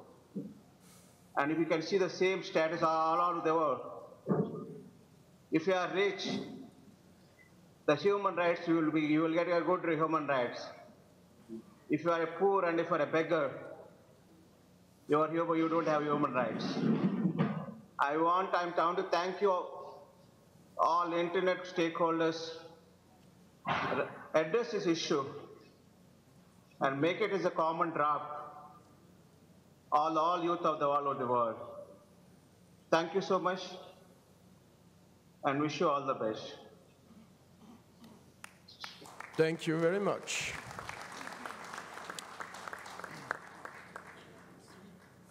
Now back to the room again with the line from civil society. Hello, my name is Jimmy Schultz and I'm speaking for digitalguerrilla.org. Why are we here? We've been discussing that quite a lot. We're here because Edward Snowden revealed a mass surveillance of the whole population on Earth. And I can't find any word about that in this document. So please rethink that we ban mass surveillance in this document. And we really should do that. Hey, it's my time. Stop. Second point, how to protect ourselves. I really appreciate that there is a right to develop the internet, but we really should add a right to encrypt your data and to encrypt your services. And the last point about the paragraph culture and linguistic diversity. Internet governance must respect and promote cultural and linguistic diversity in all its forms. That might be misleading, and it can't be an excuse to ignore freedom of expression or freedom of association and other fundamental rights. So I'd like to alter that article into Internet governance must respect and promote cultural and linguistic diversity insofar as this does not conflict with the other principles. Thanks. Thank you very much. Moving to the next queue from government. Mr. Chairman, my name is Ron Hoffman. I'm with the delegation of the Government of Canada. As we reviewed the principles on the page, we came to and as we reflected carefully upon them, we came to the conclusion that the process leading to those principles are as important as the words on a page. From that point of view, the Government of Canada wishes to congratulate those who conceived this conference, those who organized it, the government of Brazil and the people of Brazil for hosting us, and everybody in this room and through the wider networks who, over a series of weeks, have contributed sincerely, constructively, and importantly to this initial draft set of principles. As we review them, we can come up with a number of little edits here and there, some wording we'd prefer, some clarifications we think could make them stronger. But as the Government of Canada, I think we will resist doing so, because with the 1,370 comments you have, the reality of everybody in this room feeling, I think sincerely and legitimately, that they could strengthen one area or another, we risk opening up something that has already achieved a lot. So from our point of view, we endorse the statement that this is not a perfect document. Perhaps nobody in this room thinks it is, or on the wider network, but we do think it's a good document. We think it builds on the WSIS principles that have been established before us, and it inspires, shapes, and guides the many discussions which will follow, including in the Internet Governance Forum, which we look forward to contributing to. So in short, Mr. Chairman, we would encourage all of us to think carefully about what's already there, to respect and I think embrace how much has been achieved in a process that has taken a subject of such phenomenal complexity, multifacetedness, and dynamism, and have brought together a series of stakeholders in all parts of society to achieve a result that's good enough. Thank you. Thank you very much. Next in the queue from technical community and academia. Thank you. I belong to the community of open source professional software developers and engineers. So what I see around me is quite a lot of consensus, and I think we're hearing that today as well, about the need to include wording, even strong wording, about the right to protection from state-sponsored mass surveillance. I think maybe you're hearing that from a lot of different people, and it's not in the document. It's even a little surprising that in the roadmap you might find it, but it's way down there at number 35, so I'm a little shocked about this. I'd love to ask the question what the advantage is to leaving it out of the main document. I think you're not answering questions, but anyways, I wanted to show support for including strong wording in the main document for protections from state-sponsored mass surveillance. Thanks.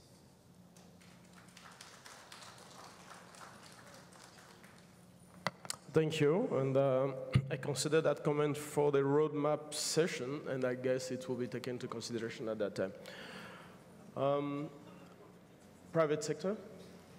Thank you, Mr. Chairman. I'm here to argue that for the human rights referred to in this document to be available in practice to Internet users, it is essential that innocent Internet intermediaries are protected from liability for the actions of their users. I'm Malcolm Hutty from Links, the London Internet Exchange. This is a membership organization for internet networks. Our members are more than 500 major network operators from 55 countries. We believe that the protection of human rights on the internet as elsewhere is fundamentally important. Human rights are rights for individuals, but they establish the basis of a free and just society on which we all depend, citizens and businesses alike. In the internet governance space, we should not attempt to duplicate work on human rights that is better done elsewhere with greater expertise.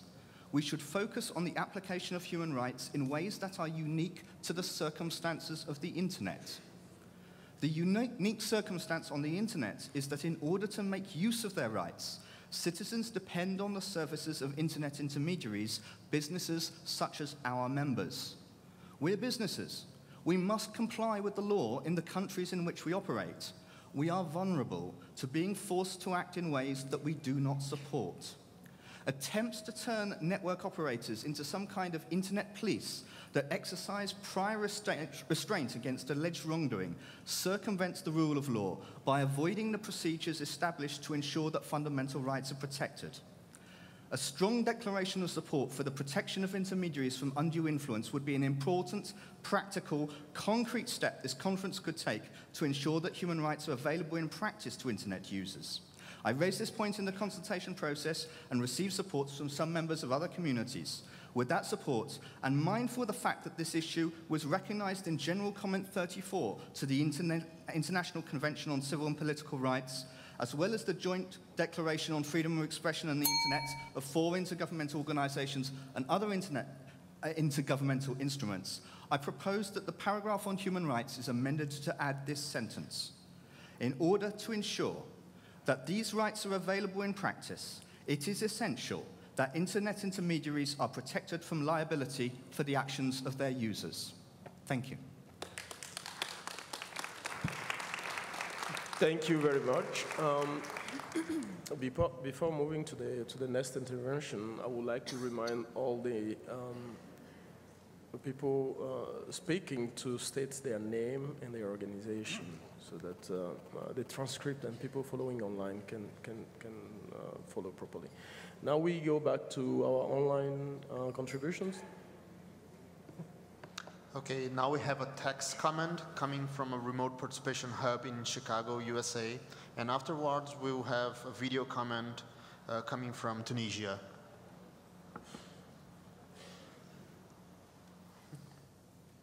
This is a comment on human rights. Privacy is a fundamental human right and is central to the maintenance of democratic societies. It is essential to human dignity and it reinforces other rights, such as freedom of expression and information and freedom of association, and is recognized under international human rights law. It is of crucial importance in rebuilding trust amongst peoples of the world that mass and arbitrary surveillance programs are outlawed, that transparency and oversight are strengthened, and that human rights, jurisprudence, and principles are explicitly recognized as applying to the online space. There must be international norms that protect privacy of an individual in an effective manner, both against foreign and domestic governments. Now a video comment coming from Tunisia. You can speak. Bonjour. Hello, my name is Farouk Kamoun. I am from the Tunisia hub in Tunis, and I do represent the GFOM Tunis. I would like to say hi to all the participants and thank the Brazil for organizing this great conference.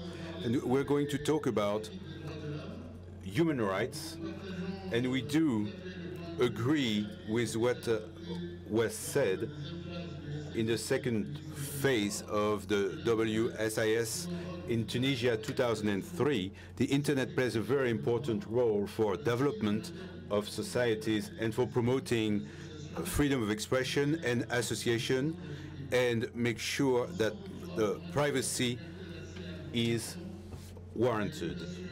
We have to make sure that every man and woman have access to the internet network with full transparency, neutrality, and confidentiality. We want to make sure that internet governance think strongly about access to internet, same access for everyone, so that we can communicate better and make sure for citizens to be free in sharing information on the internet with full transparency, neutrality. We insist on neutrality and the integrity of confidential data. Thank you very much. Merci beaucoup pour cette intervention. Thank you very much for this intervention. Civil society. Obrigada. Eu sou Veridiana Limonte, do Instituto Brasileiro. I'm Veridiana Limonte from the Brazilian Institute of Consumers Defense, and I represent the third sector. I have a contribution from other organizations from around the world, Best Wits. I'm going to talk about network neutrality. We advocated the specific reference to neutrality of the internet. In paragraph 10 and 23, in 10 we believe it is important to be amended the free flow of information and the non-discriminatory flow of data packages. So we believe that the preservation of neutrality means not charging differently for the same services in different places, preventing restriction and blockades. This is why I think it's important in the paragraph accessibility. Accessibility should be linked to internet neutrality. There should be no barrier at all for new candidates. Here, I believe that I want to say that the civil rights framework for the internet. I believe it will preserve the internet and will bring concrete rules showing that non-discrimination in the internet is important to foster non-discrimination in society. Muito. Thank you. Government. Thank you, Mr. Chair. My name is Olga Cavalli. I am from the Ministry of Foreign Affairs of Argentina, and I will talk as member of the government of Argentina. First, we would like to congratulate the Brazilian government and all the organizers of this fantastic meeting. And also, we would like to mention that Argentina did submit a document, also did submit comments to the previous document sent to the high-level committee as part of this committee. Argentina is a co-host of this meeting.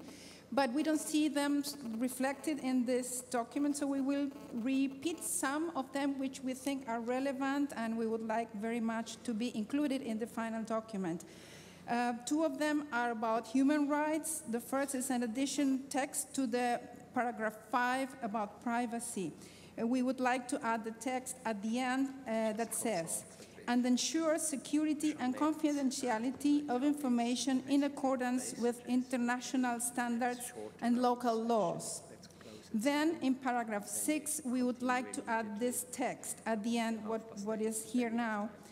There should be fair and equitable access for all with special needs, with emphasis on vulnerable people, girls and women, aging people, and people with special needs. And also in paragraph 25, we would like to change a word. It refers to internet as internet governance, allowing for a unique, interoperable, resilient, stable, decentralized, secure, and interconnected network. We would like the word unique to be changed by common, as we think it's more inclusive and more descriptive of the internet. Thank you very much for this opportunity. Thank you very much for your comment. Marcus? Yes, just an organizational announcement. As looking at the watch, the evening advances, and we had originally scheduled a 2-hour session on that, with another 2-hour session on the roadmap. And if we continue, that will bring us then to 7:30 till 9:30. The question arises whether or not to have a dinner break. I consulted with the co-chairs of the other session, and our joint suggestion is to shorten our sessions, shorten this session and finish at 7 with this session, then move immediately, and please don't leave the room, into the other session for the roadmap, who will go on for another hour and a half till 8:30, and then you can go for dinner or observe our collective revision of the document, taking into account your comments. This has been extremely helpful, and I also listened and heard with great satisfaction that some speakers actually commended the document and found it good enough. Of course, we will try and perfect it, but given the limited time, we'll do our best to take into account the comments. So that gives us time for maybe 2 round robins. Sorry to disappoint those who are standing in the back, but you will be given another opportunity tomorrow morning, where we continue as scheduled. We have time to catch up tomorrow morning, and we try to be on time. And with that, is the line, is it Petra? And please again, state your name and affiliation. Petra. Good afternoon. My name is Bertrand de la Chapelle. I'm the director of the Internet and Jurisdiction Project.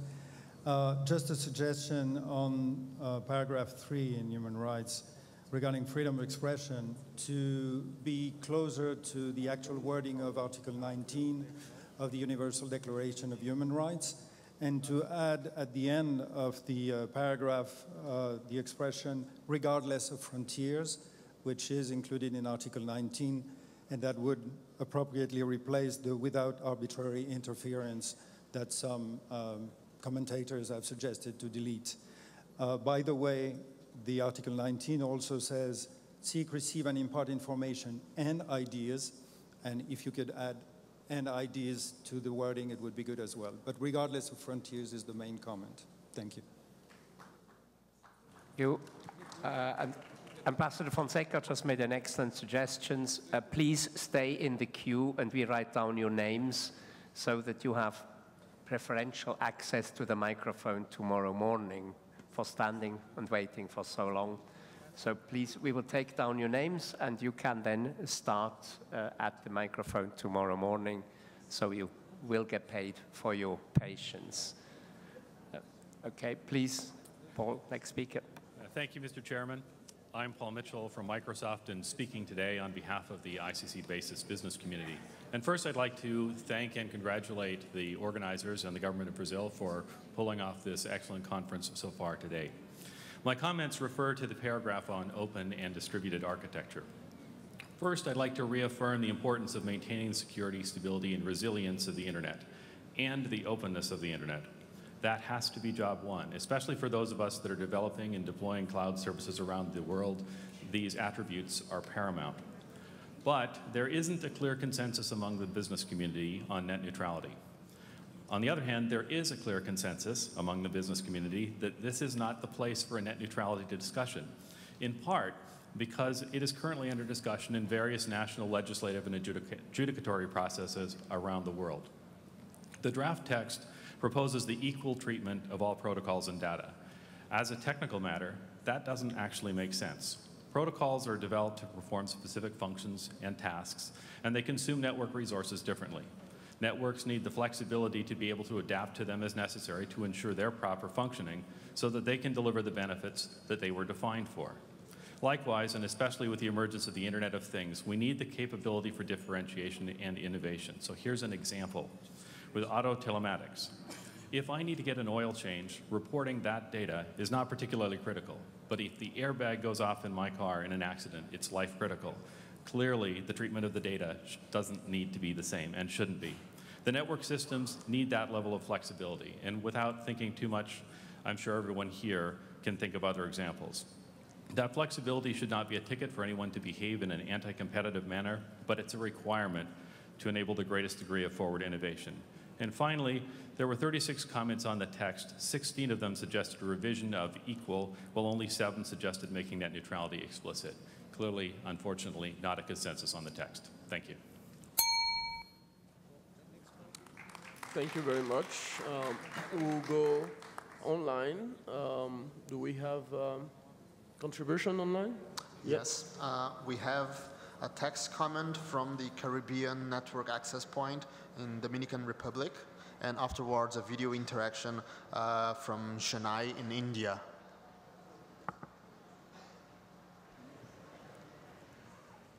La pregunta es, the question is, what are the mechanisms suggested to be adopted so as to promote and execute an actual and global inclusion in Internet governance processes? Because there are some countries that do not know that these processes are being run. One of the major barriers is language, because most of the information is not available in the native languages of most of the countries. And even when they learn about these processes, if they do not manage the language of the documents and interactions, they are not able to participate. Okay, so now a video from Chennai in India.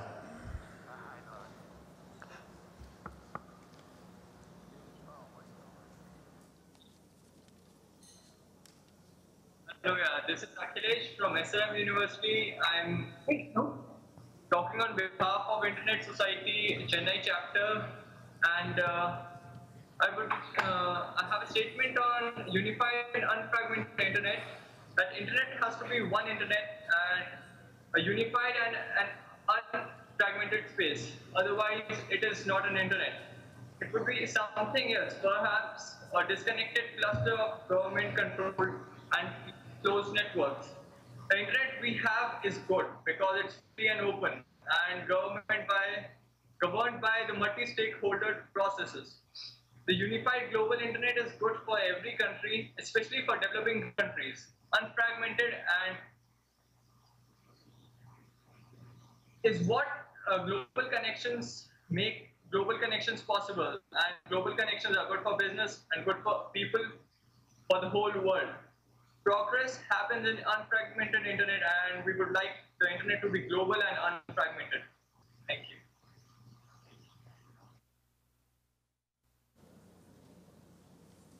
Thank you very much from Chennai. We are back to the room again, and with civil society. My name is Daniel O'Brien. I'm the International Director of the Electronic Frontier Foundation, and in response to the many requests to prioritize the prevention of mass surveillance, I and a community of over 100 civil society organizations from the North and the South suggest this addition to paragraph 5. Mass surveillance is a direct and imminent threat to privacy. Therefore, societies must not be placed under surveillance. Similarly, anonymity and encryption should be protected as a prerequisite for privacy and freedom of expression.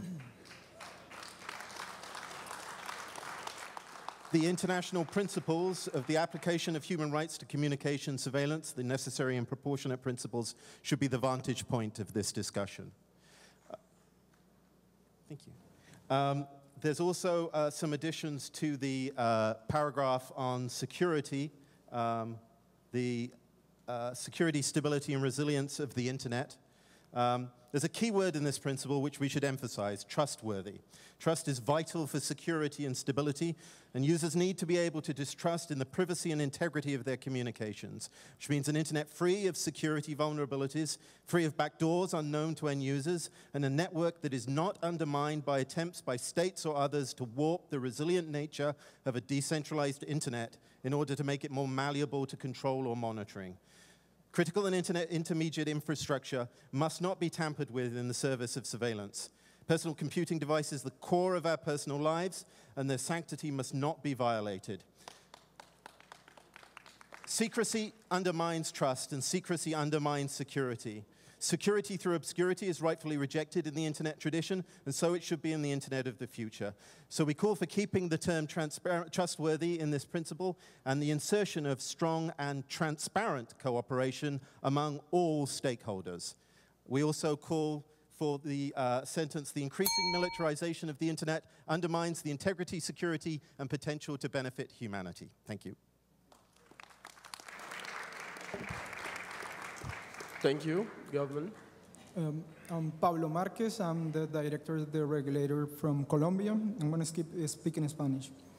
Bueno, primero que todo, first of all, Colombia would like to congratulate Brazil for the wonderful effort that Brazil has done in preparing and setting this conference. It's really very interesting to see that all of internet participants are here. In the second place, as an emerging economy, Colombia wants to highlight that the principles established in general respect and lead us to find a common road to be followed. However, we think that notwithstanding all the changes that have been suggested in terms of language and structure of the document, there's one change that, even though it's really important for developing countries, is not included as a fundamental principle, is the principle to access. It was included in the document as a process and not as a principle in itself. And so the public policies in Latin America in recent years have tried, first of all, to ensure access to citizens, and then to understand and participate and increase and enhance that participation. So we suggest that in the text, the principle of access should be included not as a process principle, but as a substance principle related to the internet. And finally, I would like to congratulate Brazil for this conference and to highlight and invite all participants to reach an outcome. Please do not stay and park in the discussion. The discussion is good and is valid, but we should reach an outcome to show to the world. It's very important for the world to see a text prepared by this conference. Thank you.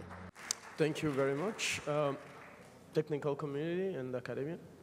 My name is Michael Bach from Cornell Law School, an author of the paper recommended by the Executive Committee as a research about which issues prior declarations on Internet governance have addressed.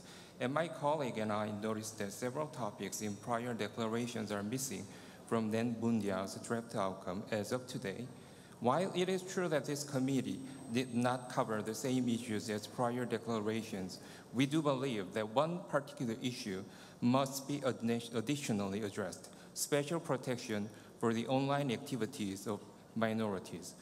Because minorities are at the peak of a risk being underrepresented by their own country's internal participatory process, minorities in any society are entitled to special protection as human beings. We have witnessed in many events that the Internet can enhance and empower our communicative and participatory capabilities. Therefore, protecting minorities in a particular society not only protects the rights of those people, but also enhances the rights of those in similar situations in other societies. Thank you, Mr. Chairman. Thank you very much. Private sector line.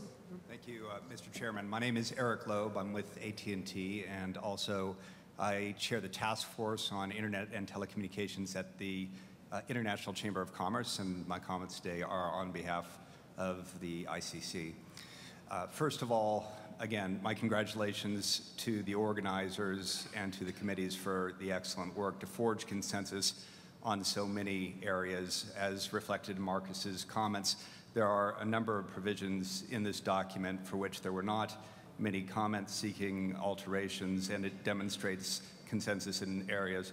Among those that the ICC, the business community, which is very broad-based, we're very pleased to see the strengthening of the IGF, the strengthening of meaningful participation by all stakeholders in the Internet governance processes.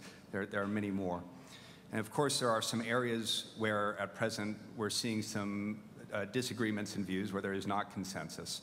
And when we talk about principles, I'd just like to come back to the point that a way to find consensus in such areas may be to move to a level of higher abstraction where parties may agree, because it is desirable to have a document and to have a process here where in as many ways as possible, particularly with principles, we can find that level of agreement and consensus. One such area, which has been mentioned already, does have to do with paragraph 12 and open and distributed architecture. As we talk about things, first of all, there is an area of consensus, and that is the notion of the open internet. It's a topic that across the very diverse business membership we have support, and we heard it many times today. Where there is not consensus are the notions of more prescriptive rules on net neutrality, which get into details that vary by country and may freeze in time innovation in different practices. So my recommendation for consensus on this topic and in that area is with the use of the open internet, and the ICC has submitted proposed language already, which I will not repeat at this time, which has solutions to that. Thank you. We will take the two comments online and close this. So we have a text comment that will be read that was sent by the remote hub here in São Paulo, Brazil, and followed by a video interaction from San Francisco in the USA.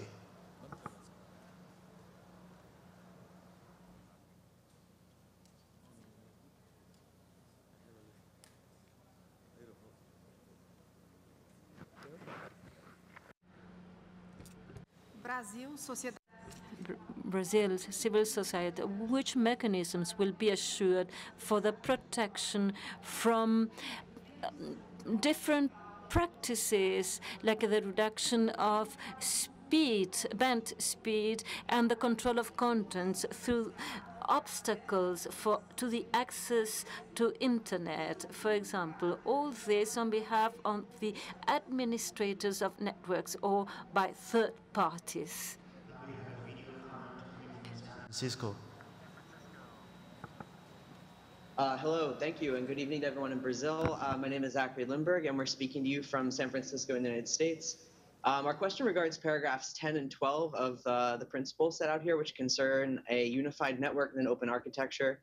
In conversations concerning a more decentralized internet, a point which seems to come up often is the threat of this fragmentation of the internet, or the development of several internets across which communication is difficult, limited, or possibly obstructed. But it's also clear that a truly diverse and open space depends on this type of decentralization.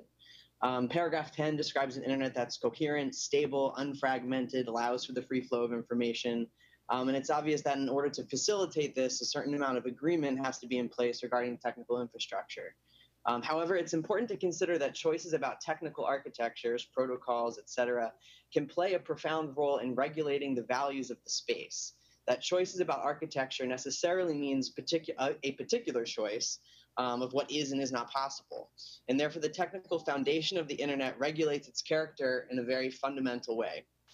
So my question is how we can sort of move forward responsibly in light of this. That is, on the one hand, recognizing that certain choices must be made regarding the infrastructure and organization of the internet, but also recognizing that the act of making these choices is also an act that inherently regulates the values and ideologies of the space.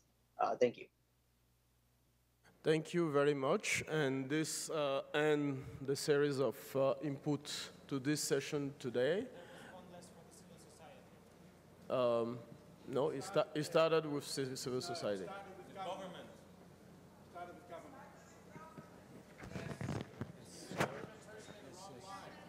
Oh, he was on the wrong line. Okay, we correct that with civil society, and that will be the last. Thank you. My name is Mishi Chaudhary. I'm from India, but I work with civil society platforms like BestBit and JustNet. Today's conference started with a video of diverse people talking about my internet.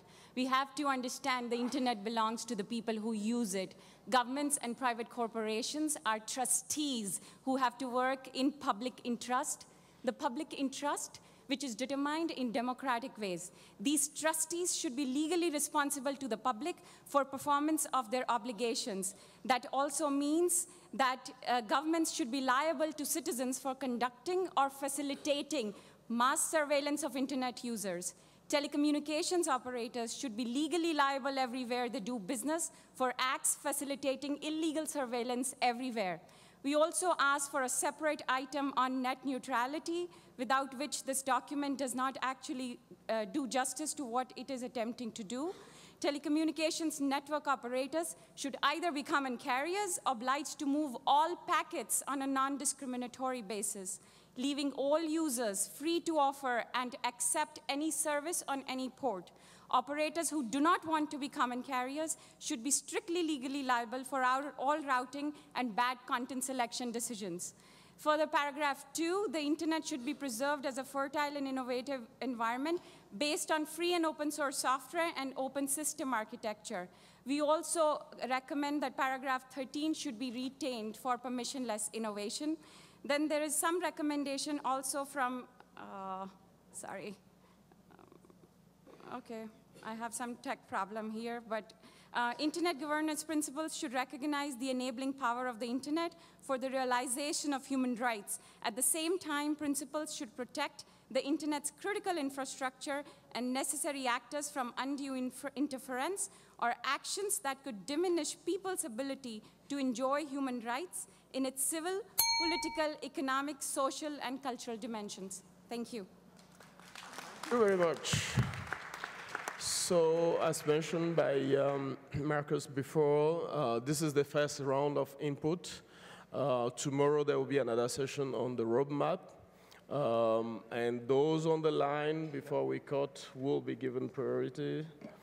The session on the roadmap will follow immediately now. We continue with the session on principles tomorrow morning at 8:30.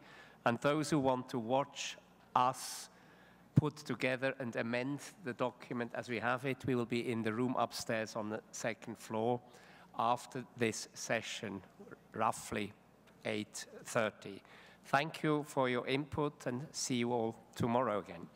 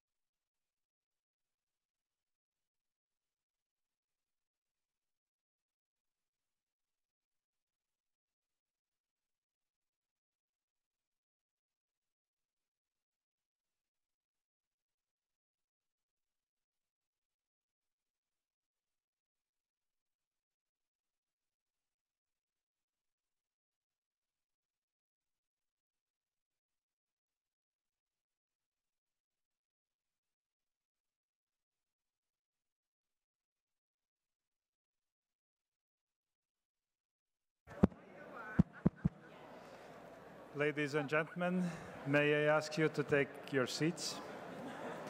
We're starting the session on the roadmap. So we need to say we cover the first half, right? 1 to 30, and tomorrow 30. Ladies and gentlemen, it is very difficult to start the session if half of the room are standing. Please take your seats. Perhaps they all want to speak. They're standing in the aisle because they're all lining up behind the microphone. Ladies and gentlemen, may I grab your attention? Andrea Glorioso is already warming up. Ladies and gentlemen, may I grab your attention? We're about to start the session, and I would like to invite you to take your seats.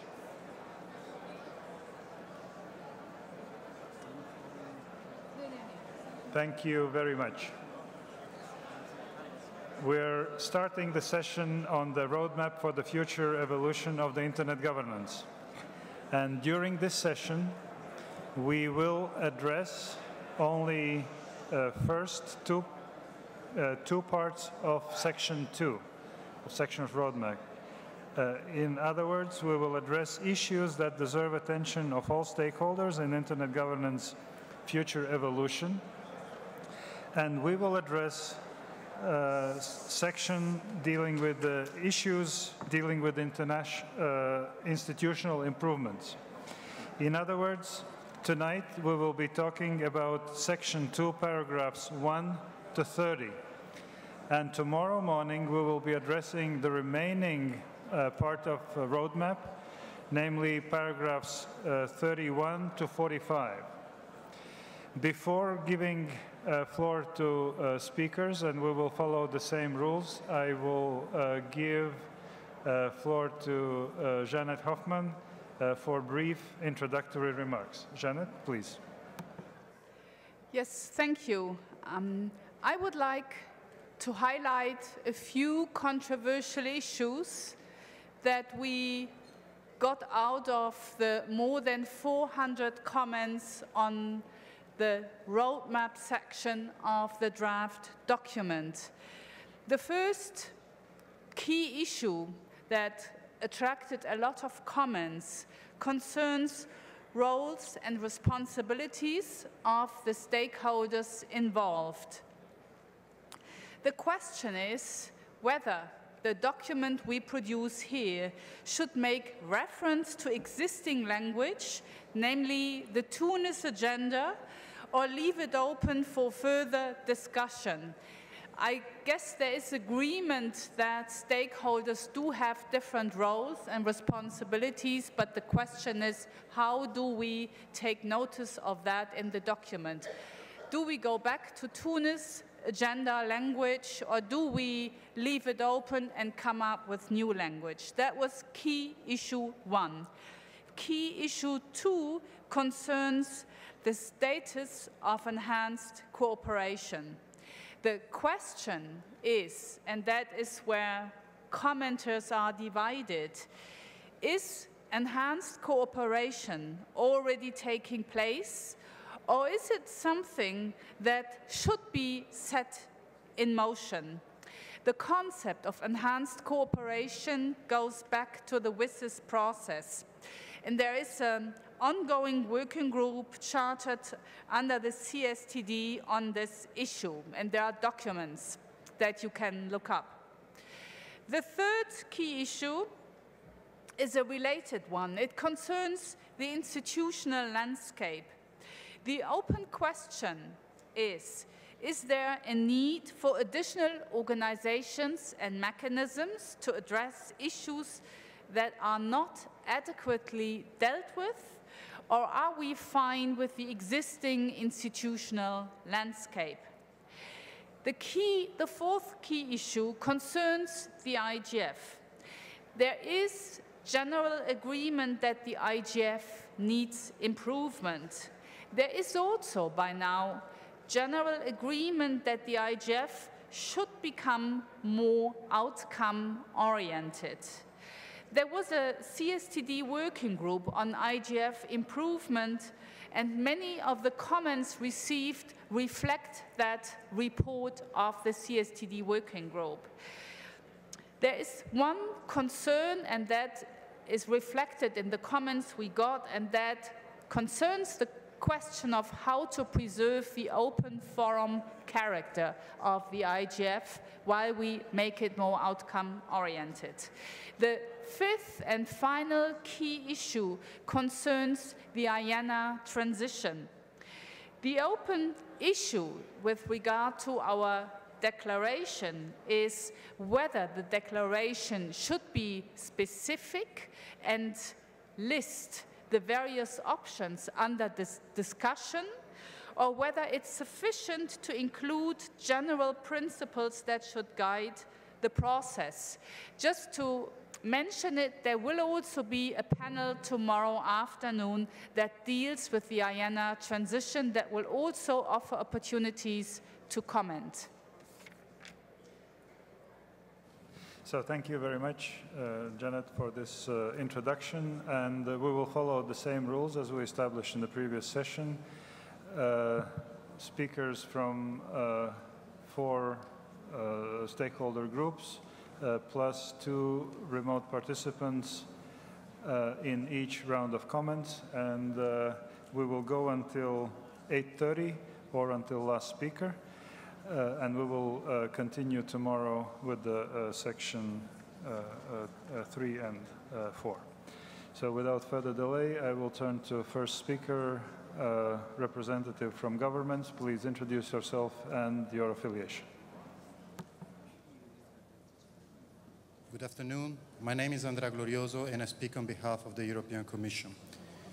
We would like, first of all, to thank everyone who is contributing to these most important discussions.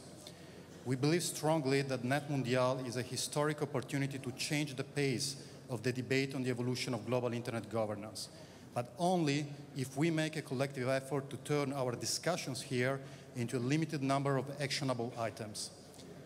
The current version of the roadmap already includes a series of clear statements on the need for improvements in several areas. I refer, among others, to paragraph 6, full participation, paragraphs 8 and 14, principles for inclusiveness, transparency and accountability, paragraphs 11 and 36, capacity building and access to information, paragraphs 17 to 23, strengthening the Internet Governance Forum, paragraph 24 on coordination tools, and others. All these statements need accompanying mechanisms to ensure they do not remain on paper. The European Commission has offered a number of concrete proposals covering these and other areas.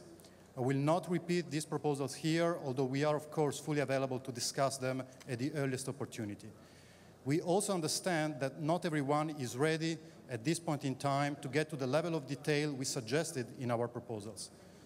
Accordingly, we would like to suggest that immediately following NETmundial, a multi-stakeholder intersessional group is convened in order to identify the concrete mechanisms, milestones, timelines, and deliverables that are needed to turn the statements which are currently already included in the roadmap into concrete outputs, and that such work should feed into the discussions and the activities of both the Internet Governance Forum and the WSIS +10 process. Thank you very much. Thank you very much, and I would like to ask the delegates to lower the level of noise in the room. It is very difficult to hear those who speak. It is just a matter of courtesy. If you want to speak and you're not speaking in the microphone, please do it outside this room. I am now turning to the next speaker, that is a representative of private sector. Thank you. My name is Jameson Olufuye.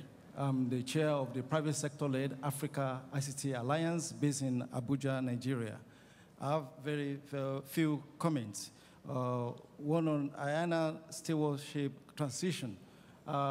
We generally support the content of the paragraph 26, and also to state that we do not need to look for a replacement regime outside the current internet ecosystem.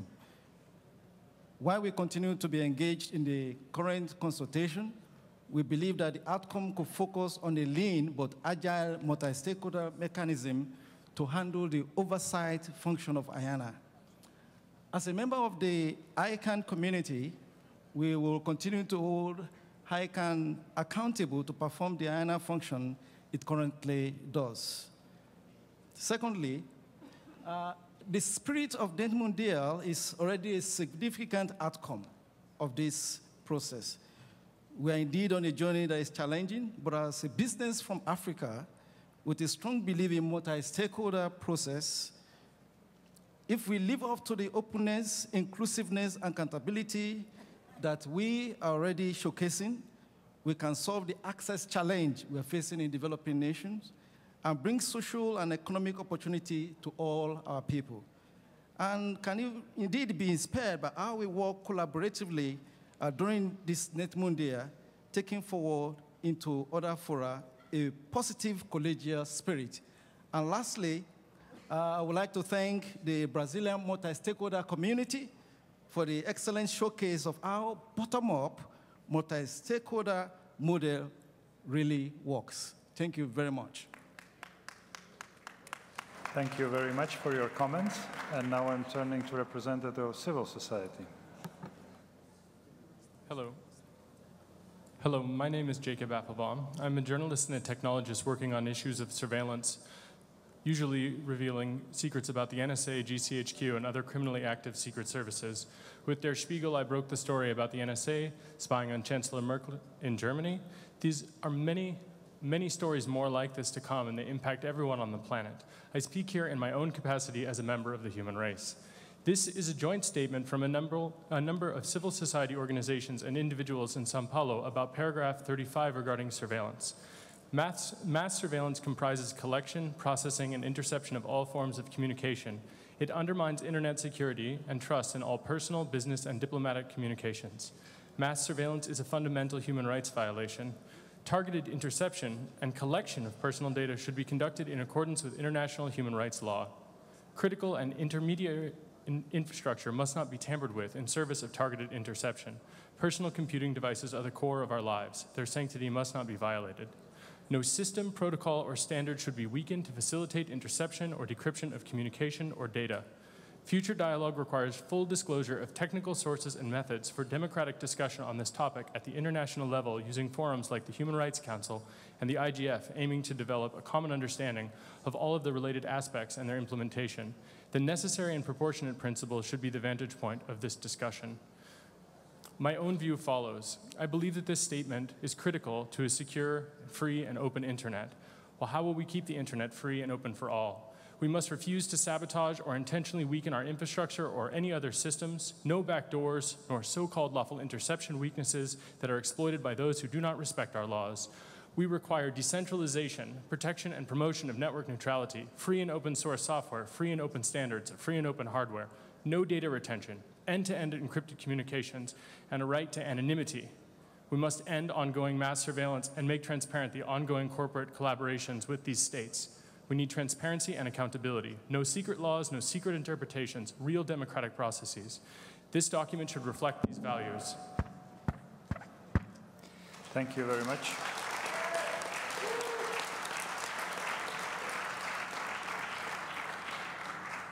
If I may ask technical services to put the sound signal once 2 minutes are up again. And I would like to remind that during this evening session, we're dealing with the first two parts of roadmap, paragraphs 1 to paragraph 30. Of course, your statement will be taken into account, but the surveillance issues we'll be discussing in depth tomorrow. Thank you to follow this guidance. And now I'm turning to representative of academia. Hello, Milton Mueller, Syracuse University. We would like to, speaking on behalf, I think also of civil society, we would like to add a sentence to paragraph 26. The sentence was actually in the original draft of the outcome document and was removed through some very interesting circumstances. This is the sentence we'd like to put back in. It is desirable to keep an adequate separation between the policy development process and the operational aspects, as well as external accountability mechanisms. This sentence pertains, again, to the IANA transition. We'd like to put this in, first of all, because it's simply an accepted part of good practice in the technical community to have a separation between policy development and the implementation process. It also has good accountability features. We're very concerned about the way in which ICANN might be given control of the DNS route without adequate accountability mechanisms. And we're concerned that ICANN and the Commerce Department have separated the discussion of this issue into two tracks, one of which will discuss accountability in isolation, the other of which will discuss the fate of the IANA functions in isolation. We're very concerned that if you give ICANN the IANA functions without settling the accountability problems first, that ICANN will have no incentive to impose accountability measures on itself, and indeed the rest of the world, including the Commerce Department, will have no leverage with which to extract accountability commitments from ICANN. So we think it's important to put this sentence in. Again, it was in there originally. There was support for several submissions for having this kind of a separation, and we think it belongs back in. Thank you.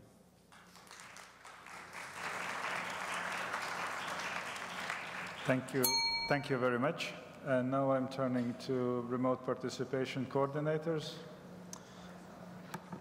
Okay, now we have a comment from Chicago, USA, followed by video from Bhimavaram town in India. This is a comment on issues dealing with institutional improvements, and it reads, the preconditions set by the US government on the IANA transition are unwarranted.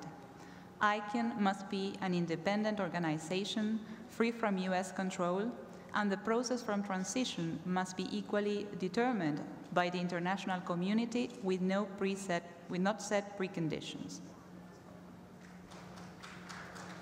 Now video from India.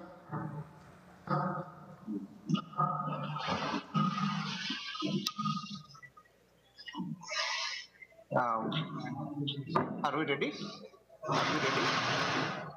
Okay. Good morning, everybody. Now it's 4 o'clock. It's 4 o'clock over here. This is S. Raju Kanmuri representing civil society and academy. As a roadmap for all stakeholders in internet governance and internet openness of all countries, all stakeholders from all capacity builders like internet users, from ordinary people like youth, farmers, technologists, the women from villages should be made into overall internet governance, and also make them to participate actively with internet users and capacity builders to build their lives and become self-sustainability. This process should also evolve to make the global ecosystem to sustain worldwide, just like internet, rather than addressing internet the things, but internet and the people and the society of the internet owners should become in way and also proud to be global stakeholders. And this is a small suggestion to all internet multitask holders all over the world to consider these points.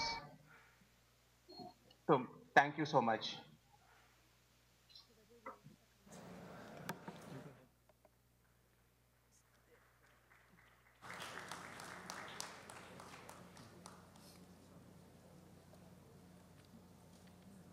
Is there a second remote?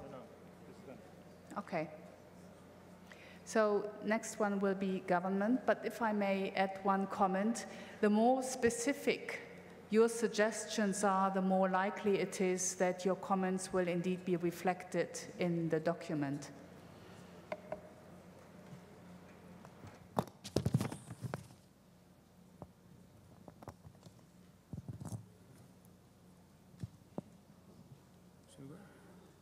Thank you very much. Yeah. Thank you very much. I speak on behalf of the Government of India in this forum. At the outset, I'd like to point out two clear reflections on the overall process as well as the direction in which we are going. On one hand, the Government of India, we always believe that the perspectives and views of the stakeholders must be respected and have to be recorded and to be provided the rightful place. As regards the text that we have in presence, we believe that it is fairly imbalanced. I will explain the reasons why we feel that it is quite imbalanced. And firstly, there is no reference to the Tunis agenda related dimensions. The word Tunis agenda doesn't even get reflected in any part of this text. And we believe that it is the process that we are actually developing upon. It will be a pity if you don't make that reflection. Second, we are also considering this as a convergence of multilateral as well as the multi-stakeholder processes. It is the Tunis agenda actually which reflected for the first time the existence of the two platforms. And we believe that it is not a zero-sum game. And from that perspective, it is important that and this also forms part of the core, some of the core reflections of many of the delegations in this process. This takes us to the next question as to, as a result, what do we do in case such core ideas and core views of the delegations are not reflected? And this working group must focus also the nature of the outcome document as to be what is the name that we'd like to give at the end of it. Now, coming to the specifics, the 4 issues that you have been raised, I think I'll be able to touch on only one of them with regard to the issues of roles and responsibilities of the stakeholders. I think it is best that we do not touch upon these particular responsibilities and roles in this format. It ought to be done. These responsibilities were defined at a certain level in the WSIS process, and we would like the same platforms to redefine if there is any change in the responsibilities and roles of various stakeholders. Thank you. Private sector. Thank you. My name is Joseph Aladeff, and I'm here on behalf of ICC. I chair the Digital Economy Commission there. We wanted to make a couple of quick interventions on a couple of topics. One of them was related to the conditions for the IANA transition. We actually find that those conditions are important to maintaining and promoting the stability, functionality, and security of the internet. We also think the multi-stakeholder nature of that transition is tremendously important. We are very happy to see the request for the strengthening of the IGF, and we think that is a very positive aspect of this document. We would suggest that when we look at the strengthening of the IGF, we keep in mind the unique characteristics of the IGF, and it's important to maintain those characteristics because that is what has made it a successful forum for dialogue, capacity building, and exchange. Finally, we take a look at paragraph 16, and we think that this is a tremendously important paragraph dealing with the need for mechanisms to consider emerging topics. And we know this was a topic that had great currency in Baku and was felt to be of great importance by a number of developing economies. And we think perhaps more emphasis could be placed on this issue. And one of the concepts was perhaps there could be a use of technology to help make some of these issues more accessible through more searchable databases of the work that's being done in global fora, and to leverage work that's being done to catalog that work across various fora that's already existing. I believe also in one of the Commission comments they had made a reference to the use of technology to that end. Thank you very much. Thank you. Next, civil society. Thank you. My name is Izumi Aizu. I work for the Institute for Infosocionomics. and at Tama University in Japan. I'd like to have some special thanks to the organizers, but especially for the staff members and the volunteers. Some people on the podium or back, working very tirelessly. Some missed 3 dinners, I heard, just. Oh, thank you all. And here I'm the member of the IGF MAG. I was the member of the CSTD working group on the improvement of the IGF.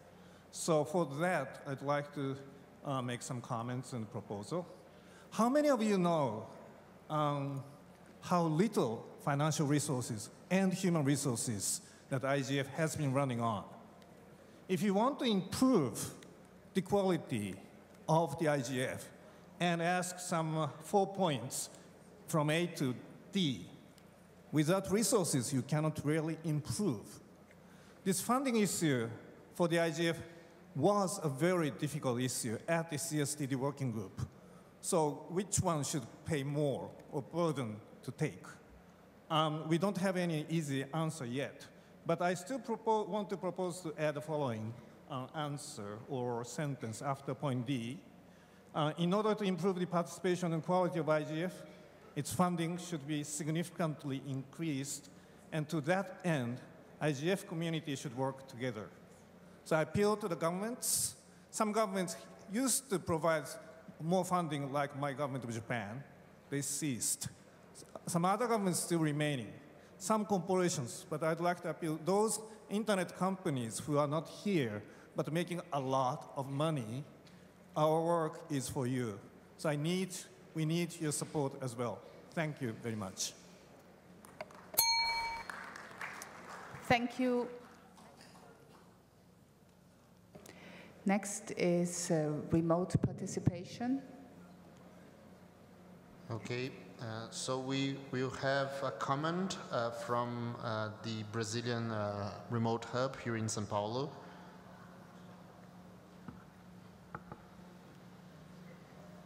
Brasil, sociedade civil. Quais as medidas concretas em termos de desenvolvimento tecnológico a serem tomadas? Technology development that have to be taken to ensure the civil framework. Não haverá in the other portions of the world, so we'll just stick to comments on text.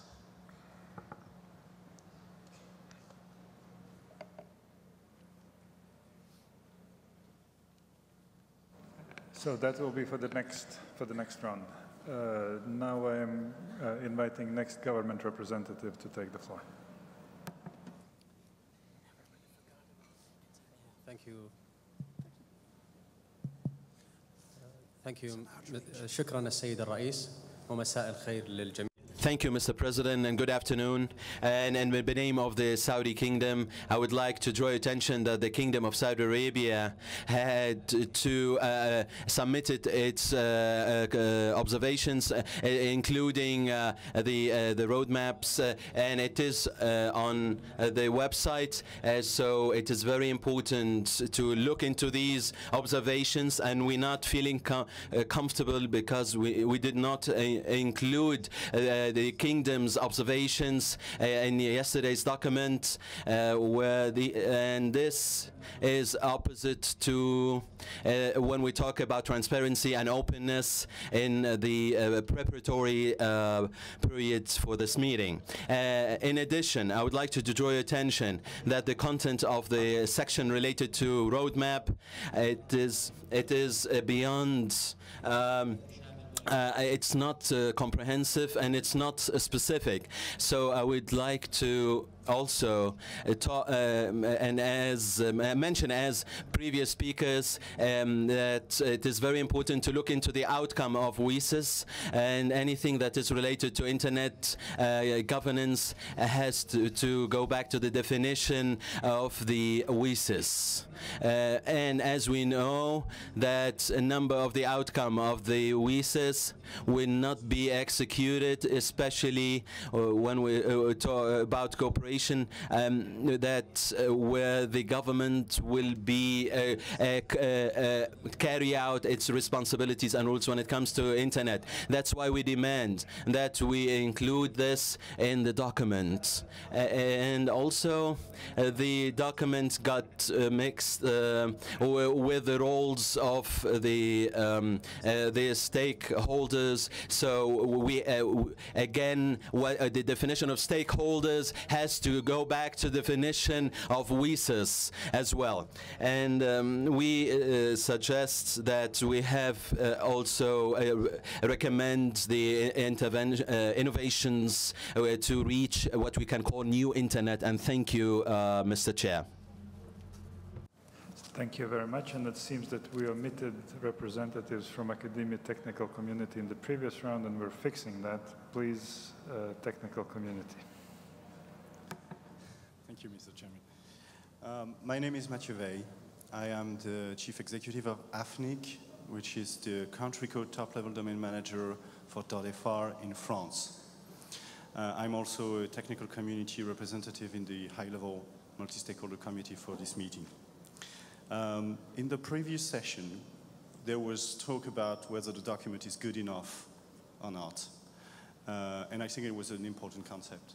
And I've heard a lot of support for the principles section. But now we're in the roadmap section. And I would really urge us to change our mindset. In the roadmap section, it's not sufficient to provide descriptions of issues. We need deadlines. We need actions, concrete. And I would really urge everyone, and everyone on the mic, to think of what we can do in the document to make it more concrete, because as it is now, I don't think we're passing the good enough test in this section, and this is a good test for whether the outcome of this meeting is credible or not. So my contributions now, specifically, will be regarding IANA first. I support in the paragraph 25, the mention that the consultation should be extending beyond ICANN, and I'm really considering the IGF as a proper forum for that. And I would support the comments voiced by the European Commission earlier this morning and in the various publications that the scope of the consultation should not be artificially limited unless we undermine the trust in the outcome of this transition. And we need more trust in the IANA system. And finally, I would like to support the enhancement and strengthening of the IGF and suggest that we add a reference to concrete deadlines for implementing the improved outcomes in paragraph 19A, and mention that these outcomes should be achieved at the latest by the Brazil meeting of the IGF. Thank you very much. Thank you for your comments. Now, a representative from private sector. Yes, my name is Hussam Al-Gamal. I am here on behalf of Africa ICT Alliance, member of WITSA and of ICC. So I wish to shed light on two issues that deserve attention of all stakeholders in the internet governance future evolution.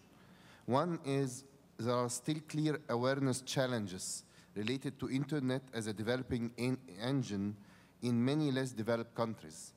So many of the challenges users faced on the internet are principally due to low awareness about and inability to implement solutions embracing internet trust, integrity, security, privacy protection, and governance. We therefore urge more support from all stakeholders for raising awareness about related best practices to ensure swift and positive use of internet as a developing engine.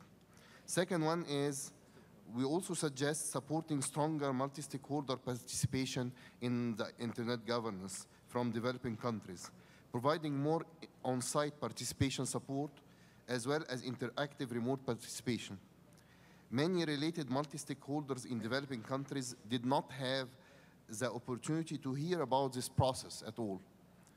And further, many registered participants from Africa could not attend NETmundial due to different technical or logistic or finance challenges.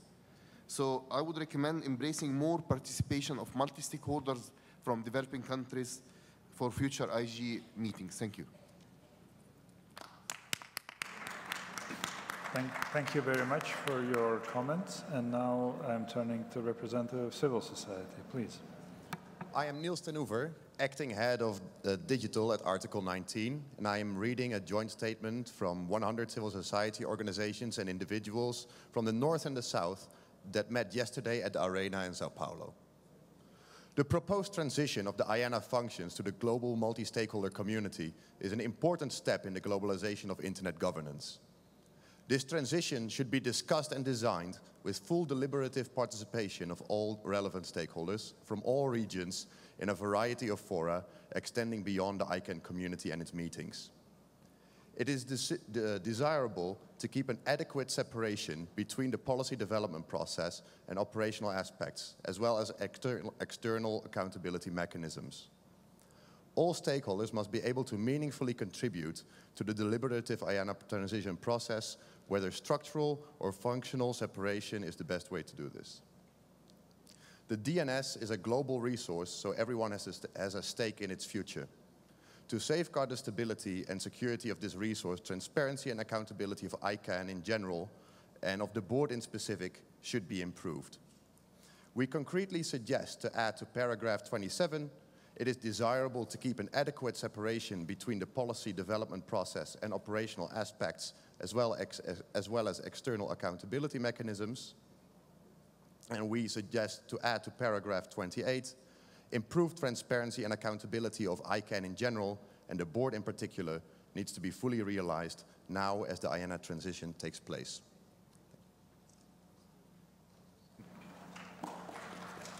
Thank you very much for your statement and for saving us 30 seconds. And now back to technical community. My name is Oleg Demidov. I'm representing the Russian non-governmental think tank, the Russian Center for Policy Studies. However, my comments concerning the roadmap for the future evolution of the internet governance also incorporate some views of other Russian institutions representing the academia and technical community. The first comment relates to paragraphs from 18 to 23 of the roadmap, and it includes the following. The IGF mandate should be modified to allow the community to pass a consensus-based decisions on the internet governance policies for their voluntary adoption in the framework of the WSIS. Second comment relates to paragraphs from 25 to 28.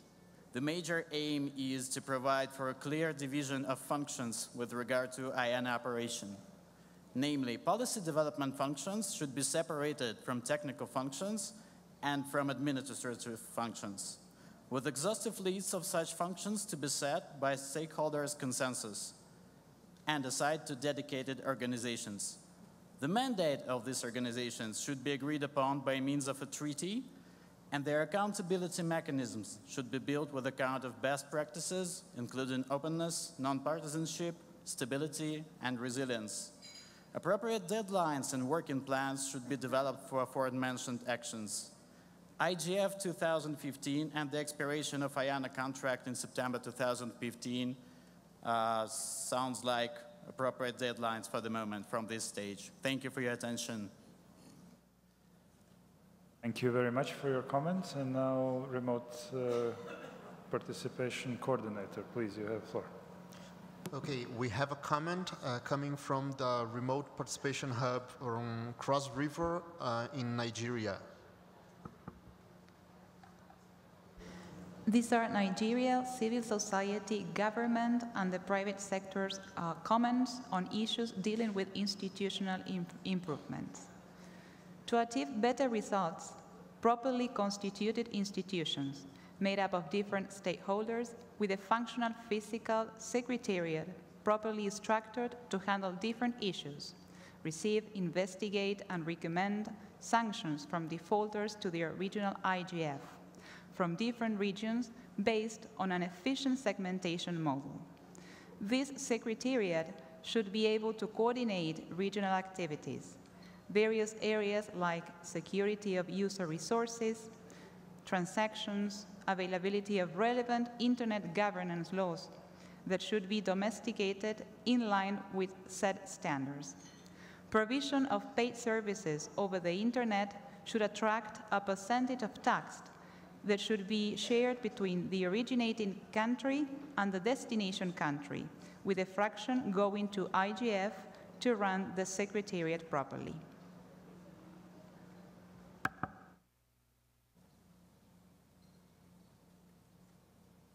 Okay, next is government.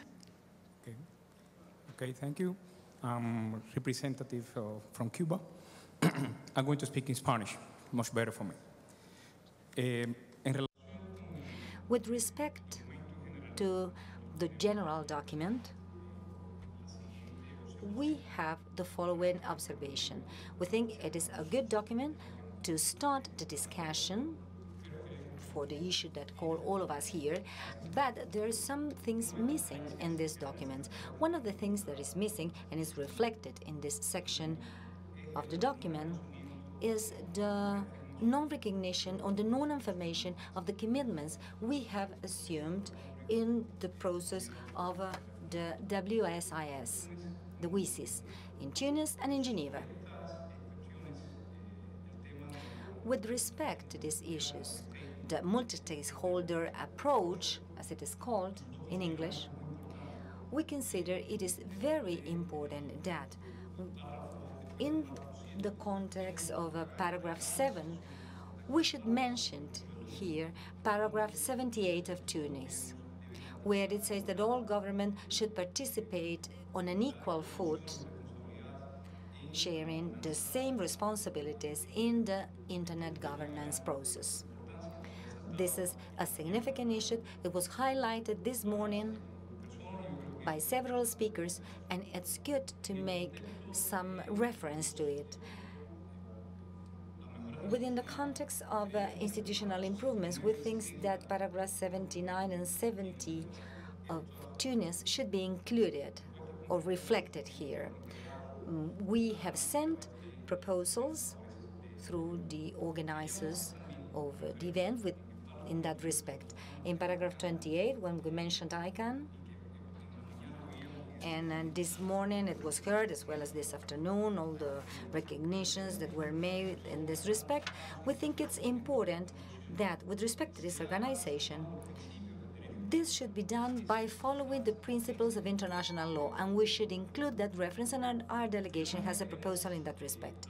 Finally, we want to make an observation. I don't know if we don't have time today, it will be tomorrow, with respect to security and stability. Within this framework, we think it's important. Okay, so habla Janet.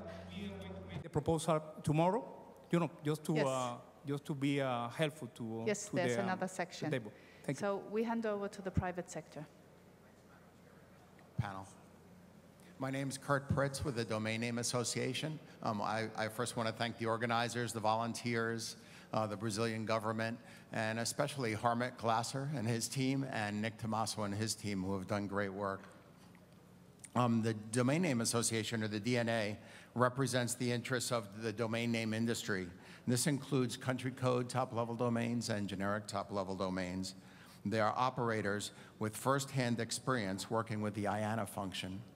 And so I have some recommendations about paragraphs 25 through 27, which is the transition of the IANA function oversight. I don't want to detract from the excellent principles there, but have a couple suggested additions. CCTLD and GTLD operators are IANA's largest direct customers. There will be close to 1,600 TLDs soon. GTLD operators, a subset, will be IANA's largest customer with over 1,300 members. This will result in at least 1,000 IANA requests annually. The current ICANN proposal for fashioning a transition essentially excludes GTLD operators from direct input.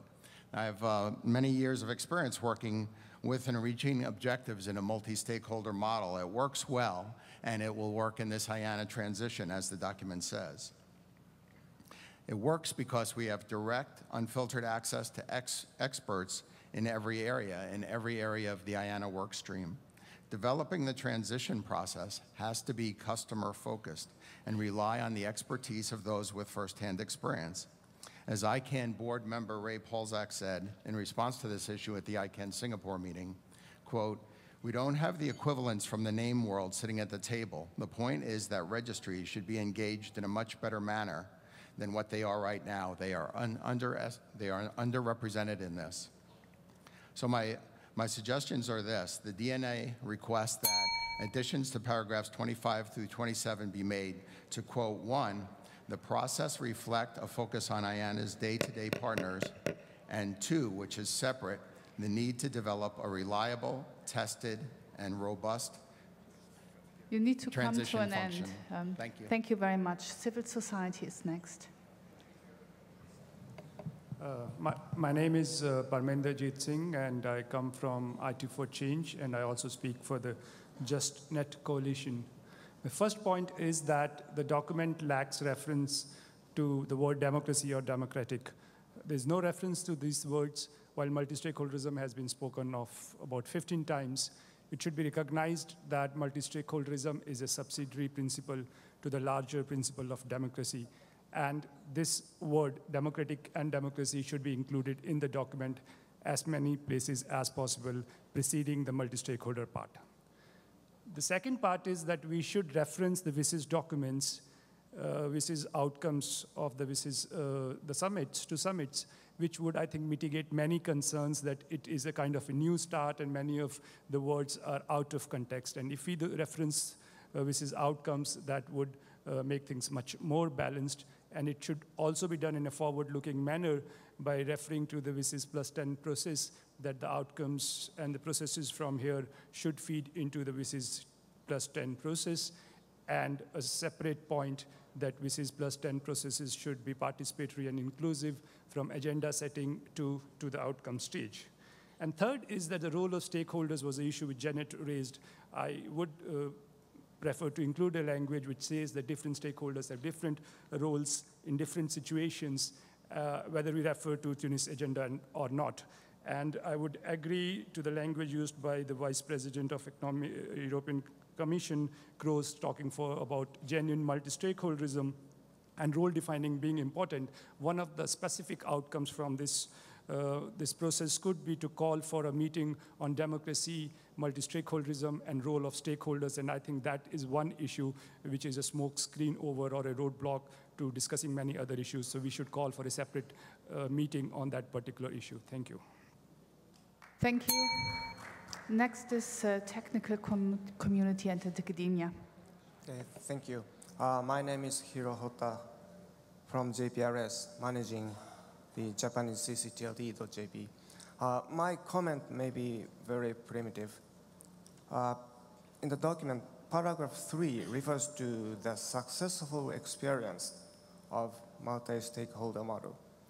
However, how it was successful is not described there. Does it mean that many stakeholder players gathered together and talked? I don't think so. So I think how it has been successful should be described or defined as concrete as possible in the document to share the definition of success. It is important for us to share to what extent we have been successful in order for us to raise ourselves to a higher level of success. Thank you. Thank you. Now, is there a remote participant? We have a text comment coming from Pakistan. This is a question from the non-profit sector. To what extent shall we hope that NETmundial is going to be concrete and actionable, with clear milestones and a timeline set as a way forward? Do you share the thought that heads of other states across the world should come forward and take initiatives to help strengthen multi-stakeholderism?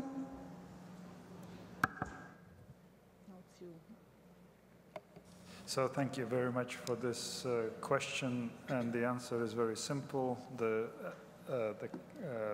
outcome document will be as actionable as we will make it actionable. And we're discussing to put some milestones and concrete proposals for action as a result of this debate.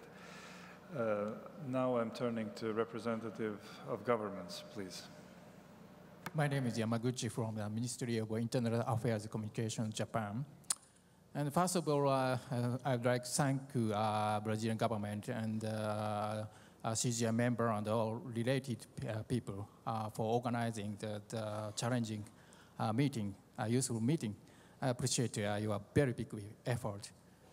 And regarding the roadmap for the future evolution of the internet governance, roles which existing mechanisms based on the multi-stakeholder approach have played should be respected. As Japan has also been insisting at the CSTD, Commission on Science and Technology for Development, United Nations.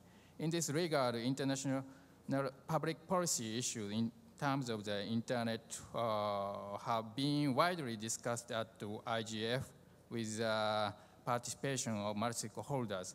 Not a new mechanism, but IGF should be maintained, developed, and used effectively in the discussion of the emerging topics. Japan understands that the basic idea are included in the draft outcome. On the other hand, we have two comments for the IGF improvement. The first point is about creative ways of providing outcome recommendation and the analysis of policy options. Also, we think the scope of the outcome recommendation is for emerging topics and issues. We need to implement them fully, pay attention to duplication of and collaboration with existing mechanisms in order to avoid the confusion of users. The second point is about number 21, funding for IGF. While ensuring a guaranteed stable and funding is essential, balance the source of funding according accountability and transparency are necessary in order to avoid specific stakeholder having excessive influence on IGF. Thank you. Thank you very much. And I would like to ask speakers, try to stick to 2 minutes, please. And be maybe more precise if you have specific proposals for actions or deadlines, what you're making. Private sector, please. Thank you. My name is Marilyn Cade.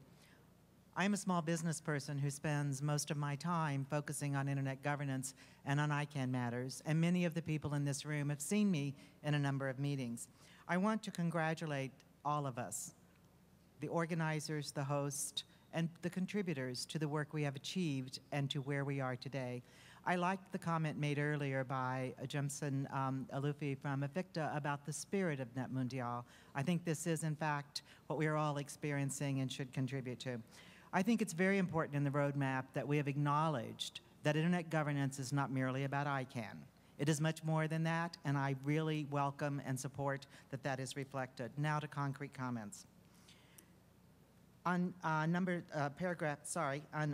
1, paragraph 7, I wish to note that there is today a CSTD working group on enhanced cooperation. I am a member of that group from the business community. We are engaged in a gap analysis. And I would say that from my own view, enhanced cooperation is underway. There are others who question that, but the CSTD working group is working hard to identify gaps and to identify possible solutions. I don't suggest this go into the document, but I do think it's important that that work be recognized and that people bring the output of NETmundial into the continuation of the CSTD working group. I would also say that there is, I want to talk very briefly about the IGF and its importance, and about the sustainability of funding. I am a small business. I make a contribution to the funding. Many, many more of us, not just governments and the technical community, can contribute to the financial continuation of the IGF, and we should. And we should also continue to advance the awareness about the importance of the IGF as a forum that can deal with tough topics, but not in a tough way. Thank you. Thank you very much. And now it is time for civil society. Thank you, Chair. My name is Matthew Shears with the Center for Democracy and Technology. I'm going to look at Section 1 of the roadmap and address issues that deserve attention of all stakeholders. I'm speaking on behalf of a number of civil society groups that believe that multi-stakeholder approaches are central to the future of the Internet ecosystem. They are an important mechanism for achieving greater openness, inclusivity, and involvement of persons from around the globe in Internet governance issues. But we recognize there is much work to be done with regard to Internet governance processes. What is clear is that we are all seeking open, inclusive processes that are accountable and transparent, and all stakeholders have responsibility for ensuring that they contribute to this important goal. We agree that the multi-stakeholder approach needs to be elaborated upon, strengthened, and it must evolve. We do ourselves a disservice if we do not look hard at the models we apply to Internet governance. Scrutiny is good. We need to move beyond the mantra of multi-stakeholderism to the practical application of multi-stakeholder approaches at all levels. We fully agree that the open and inclusive governance processes at the national level are essential to empowering individuals and realizing a people-centered, inclusive, and development-oriented information society. As President Rousseff said this morning, the adoption of the Marco Civil clearly shows the feasibility and success of open multi-stakeholder discussions as well as the innovative use of the Internet.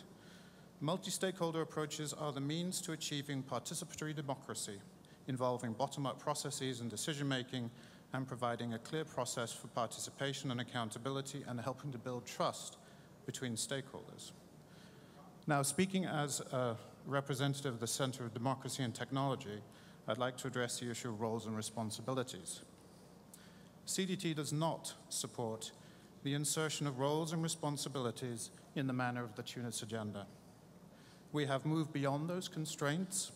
They no longer reflect the evolving roles of stakeholders, and they have no place in a meeting on the future of the Internet governance ecosystem. Thank you. Thank you very much.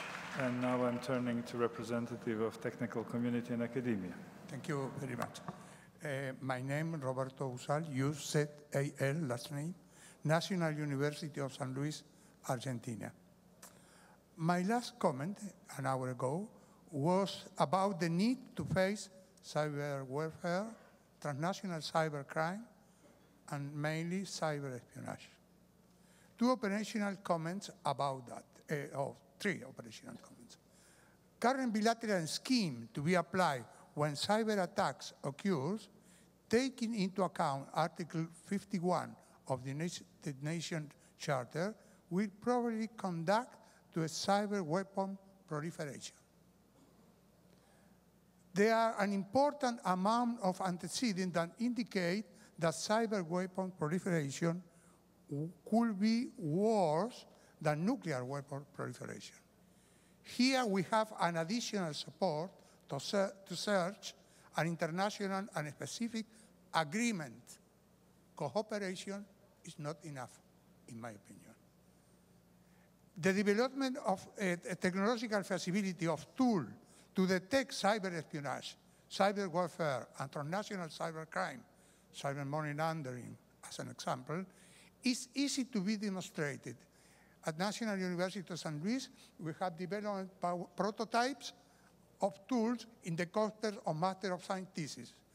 Political support to do that is the key point. And last, a question. How to protect privacy without privacy violation?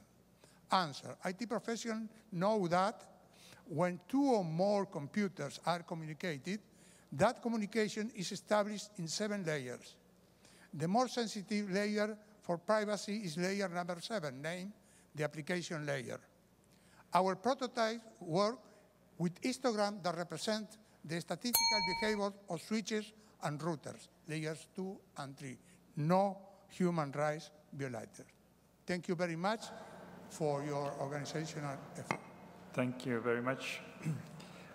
We have remaining 20 minutes, and I would like to draw the line of speakers at this moment. I see that there are 2 representatives from civil society in line, There are 2 representatives of government, 2 representatives of technical community, and 4 representatives of private sector, plus remote participation. So this is it for today's session. And tomorrow we will start with the discussion of the third and fourth and fifth section of this roadmap. Remote participation, please. We have a couple of comments coming from the São Paulo, Brazil Remote Participation Hub. The Brazil civil society, which are the measures for not to be so dependent on external infrastructure, that is, with the information of users in other countries. Second question, Brazil, from the academic sector, we know that traffic in the network goes through the United States. What is Brazil doing to get free from this scourge?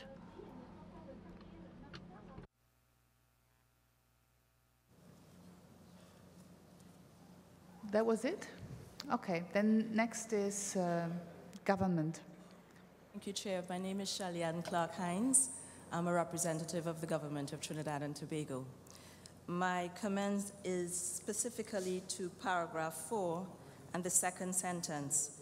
First, I'd like to suggest that the use of the word geographic before diversity could be seen as being very limited, and it might suffice to simply use diversity. We already have references to cultural and linguistic diversity as well as gender. So in this part of the sentence, it may be useful to just stick with diversity, which would be more general. Secondly, it should come as no surprise that Trinidad and Tobago would wish to amend that sentence and the latter part of the sentence so that it reads, and I quote, "and include stakeholders from developing countries, least developed countries, and small island developing states." I'm not happy that Trinidad and Tobago is perhaps the only SIDS to have submitted a contribution to this process. It speaks to the lack of participation on behalf of small states. And even in terms of participation in this meeting, there's only a handful of us here. I think there needs to be a signal sent to small countries that they need to participate actively and not simply be mere recipients of processes and their outcomes. This is the International Year of Developing States, of Small Island Developing States, and this process can feed into other processes. So I'd like to make that suggestion for your consideration. Thank you. Thank you very much for this comment. Next is private sector. Thank you. Good evening. My name is Martin Boyle. I'm with Nominet, the .uk Internet Domain Name Registry. I'd like to start off with paragraph 7 on enhanced cooperation and note that since 2005, the relevant organizations that were identified in the Tunis agenda have each put in a lot of effort to develop models for enhanced cooperation.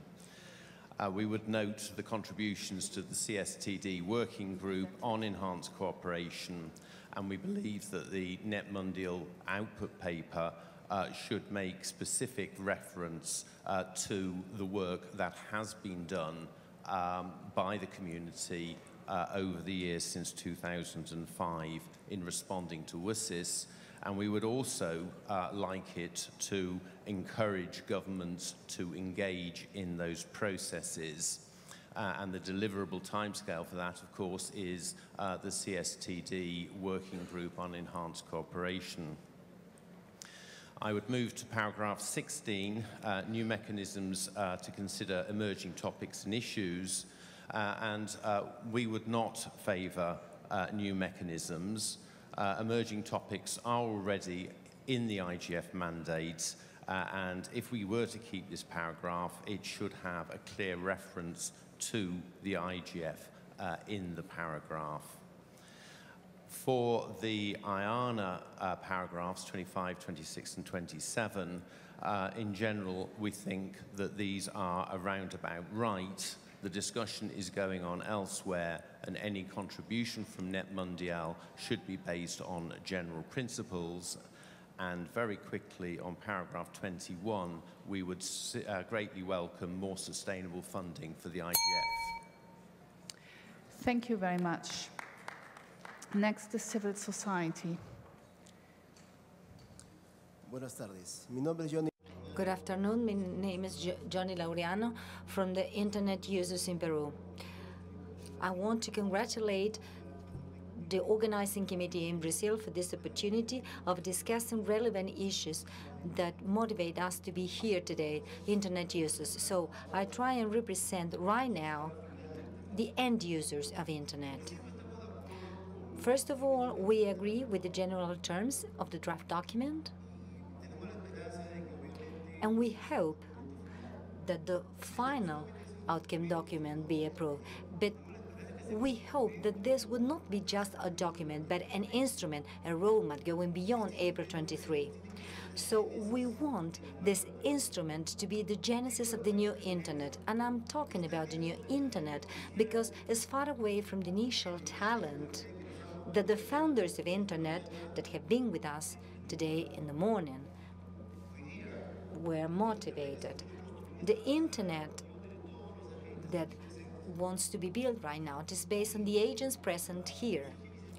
And we would like to include in the final document the word Internet users, the term Internet users, because the end users try and the governments try to regulate the end users, the private sector try to maximize their benefits and have larger products with more quality of service that are targeting the users. The civil society is projecting its best talent so as to develop new capacities for Internet users. RFC 1591, created by John Postel, includes the purpose of their standards and talks about service-oriented, targeted at the end users and the community. So please include Internet users as a terms apart from state, civil society, businesses, etc. And finally, just 1 second, I would like to congratulate the effort of Colombia to generate the new Internet Management Committee. Next is technical community and academia. Okay, I'm going to go extremely fast here. Again, the Information Society project, all the planet. O projeto da Sociedade Independente na Solução Plenipotenciária de 2010, falando a respeito da internet e sua governança, nós devemos abordar este processo de acordo com os impactos. We need to communicate to the UN GIS the need to build in recognition of each key characteristics and recognize the impact on the Internet and WIS's goals, measure the outcomes in relation to both open Internet and special service managed service frameworks. We need to add a principle to recognize the universal general purpose interoperability of the Internet that we already have, as opposed to policy-based interoperability, which is what is being formulated. And quickly. As we proceed towards the UN assessment of the future steps after the plenipotentiary at the end of this year, we don't want to prejudge the outcomes of the WSIS plus 10 process. And this is something that Dilma is particularly interested in. We don't want to predetermine the outcomes of the WSIS plus 10 review. We have to fix the ITU's plenipotentiary frame so the terms Internet, IP-based networks, and NGNs are clarified, and so that the outcomes of information society don't continue to produce that confusion. We need to correct those. Plenipotentiary 137 specifically states the plenipotentiary body's commitment to rolling out next-generation networks to developing countries throughout the world without recognizing the trade-offs that are implied. We have to fix the ITU's WSIS measures because they do not recognize this distinction, and they are built as a basis for conformance and interoperability in support of the technical barriers for trade agreement. We have to assess the WSIS plus 10 candidly in these terms. We have to see how action lines were impaired by this oversight and how the Internet itself is affected by this oversight. And for Dilma's reference, to go back to the Internet governance principles, human rights affects action lines C6 and C5, and culture and linguistic diversity affects C8, C3, C4, Thank you very much. and C11. I think you got your point across. So now, remote participation. Is anybody wanting to speak? No further comments from remote participation hubs. Sorry. Thank you very much. Then I am now turning to the representative of the government, please. Muchas gracias. Muy buenas noches. Good night. My name is Jose Ramon Lopez. I'm speaking on behalf of the government of Mexico. First of all, I would like to thank the Brazilian government for this initiative. It's been very clear that what we need is that all voices inside this room tonight have a space to speak and may move forward to the issues that interest us all. So Mexico supports the enhancements of the IGF. We think that the outcome document should go to the IGF if the multi-stakeholder model that we need, and we think this is the adequate space so as to follow up everything that has been mentioned today. Thank you. Thank you very much for your comment. And now, representative of private sector. Hi. Sorry, my name is James Singh. I'm from 21VANet. 21VANet is the largest data center in China, carrier independent data center. I have two comments on the transition of IANA function. It's important to recognize that IANA is beyond the domain names and IP addresses. There are a lot of protocol parameters that's being managed and coordinated by IANA. And therefore, in response to paragraph 25, is recognized that the process to transit IANA includes stakeholders extending beyond the ICANN community. But it's also equally important that the outcome of that process also includes stakeholders beyond the ICANN community, which is what I don't see in paragraph 29. The second comment is that is respect to paragraph 27. There's optimism that we will complete the transition by September 2015. Under the AOC commitment that was signed in 2009, it is not necessary that we will complete in 2015. The US government has a right to extend the AOC by 2 terms of 2 years each, which means the latest we could see this transition happens is 2019. We do need to make some worst case scenario that if we don't get the transition happen by September 2015, what do we do? And that may be a section on the way forward. Thank you.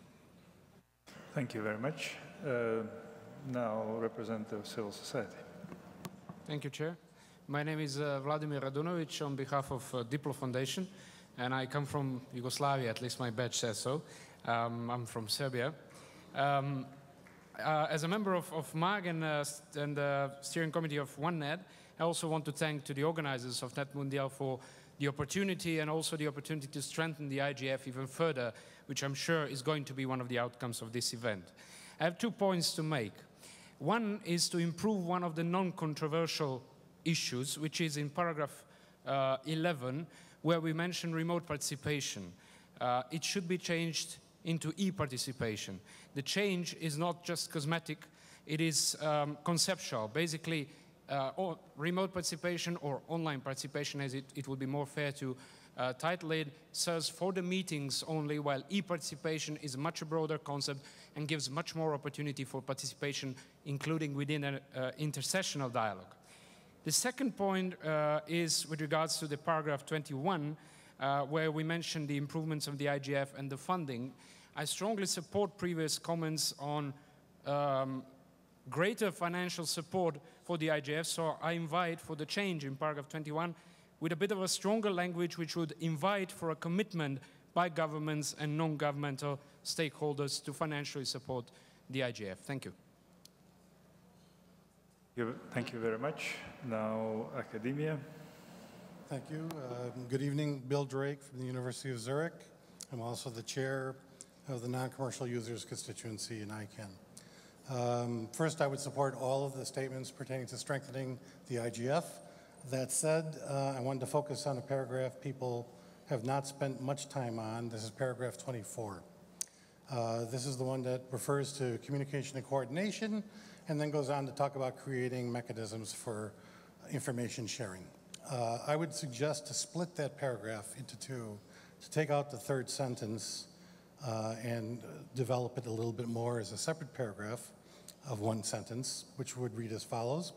Full consideration should be given to establishing multi-stakeholder mechanisms to promote the ongoing monitoring and analysis of Internet governance developments and the on-demand sharing of the knowledge on policy issues, models, and experiences that governments and stakeholders need to help them identify effective solutions. Why? This paragraph is conflating two different issues. The issue of coordination among existing bodies, and we all know that this has been debated for decades since the early days of WSIS. Everybody always likes to say that all the bodies need to coordinate. Of course, none of the bodies actually want to be coordinated. But that's an ongoing problem that we always struggle with. And if the text wants to say that we should have adequate coordination, that's fine. But the third sentence is actually referring to a different sort of idea that has been floating around also for a decade, since the early days of WSIS. And this is the notion of having some kind of knowledge bank or clearinghouse, information sharing kind of mechanism that would help governments and other stakeholders on an on-demand basis secure the information and knowledge they need to be able to identify effective solutions to problems, particularly with regard to so-called orphan issues that don't have a clear institutional home. People disagree if those exist, but other multidimensional issues as well. So I would separate those two ideas. Look at that, perfect. Thanks. Thank you very much. And now two last speakers coming from private sector. And so please, ma'am, you have the floor. Good evening.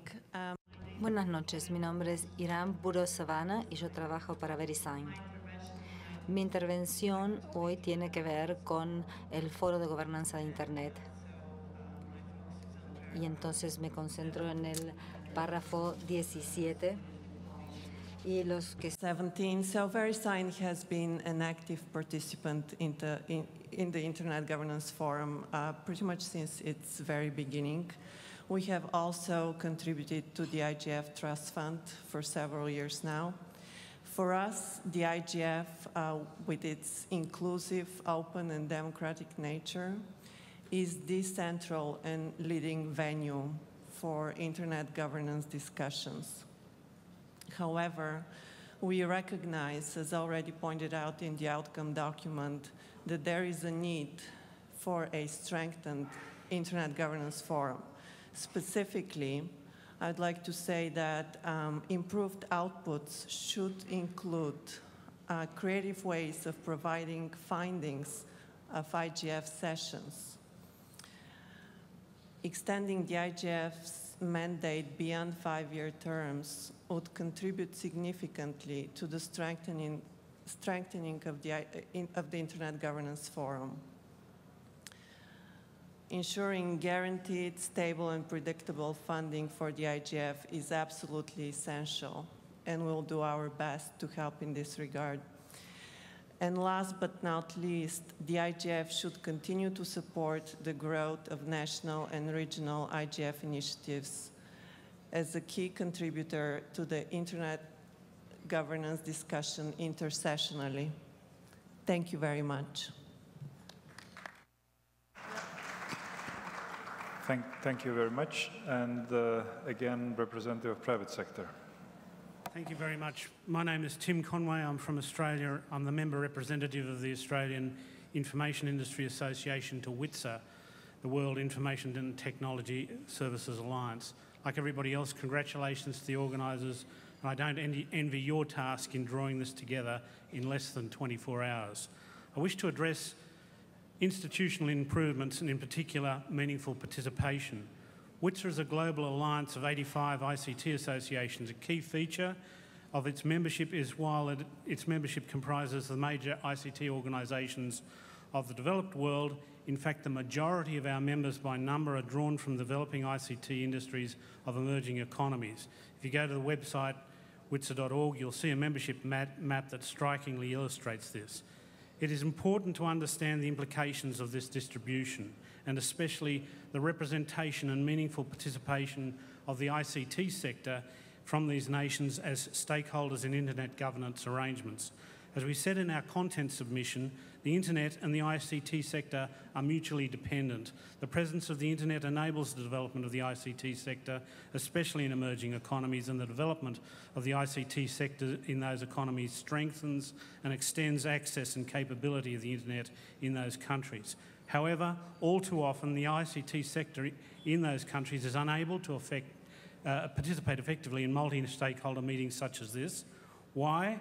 Because many of the programs to provide support for attendance and participation specifically exclude the private sector.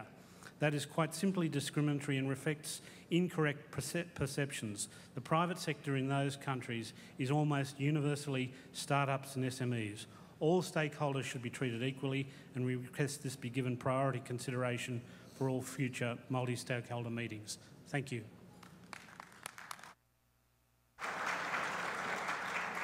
So thank you very much for your comment.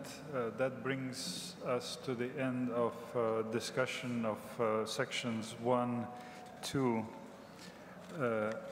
of the roadmap. And since this is this was about Internet Governance Forum and strengthening of Internet Governance Forum, I would like to use this opportunity in my capacity as chairman of the MAG to remind that there was a call for voluntary contribution of information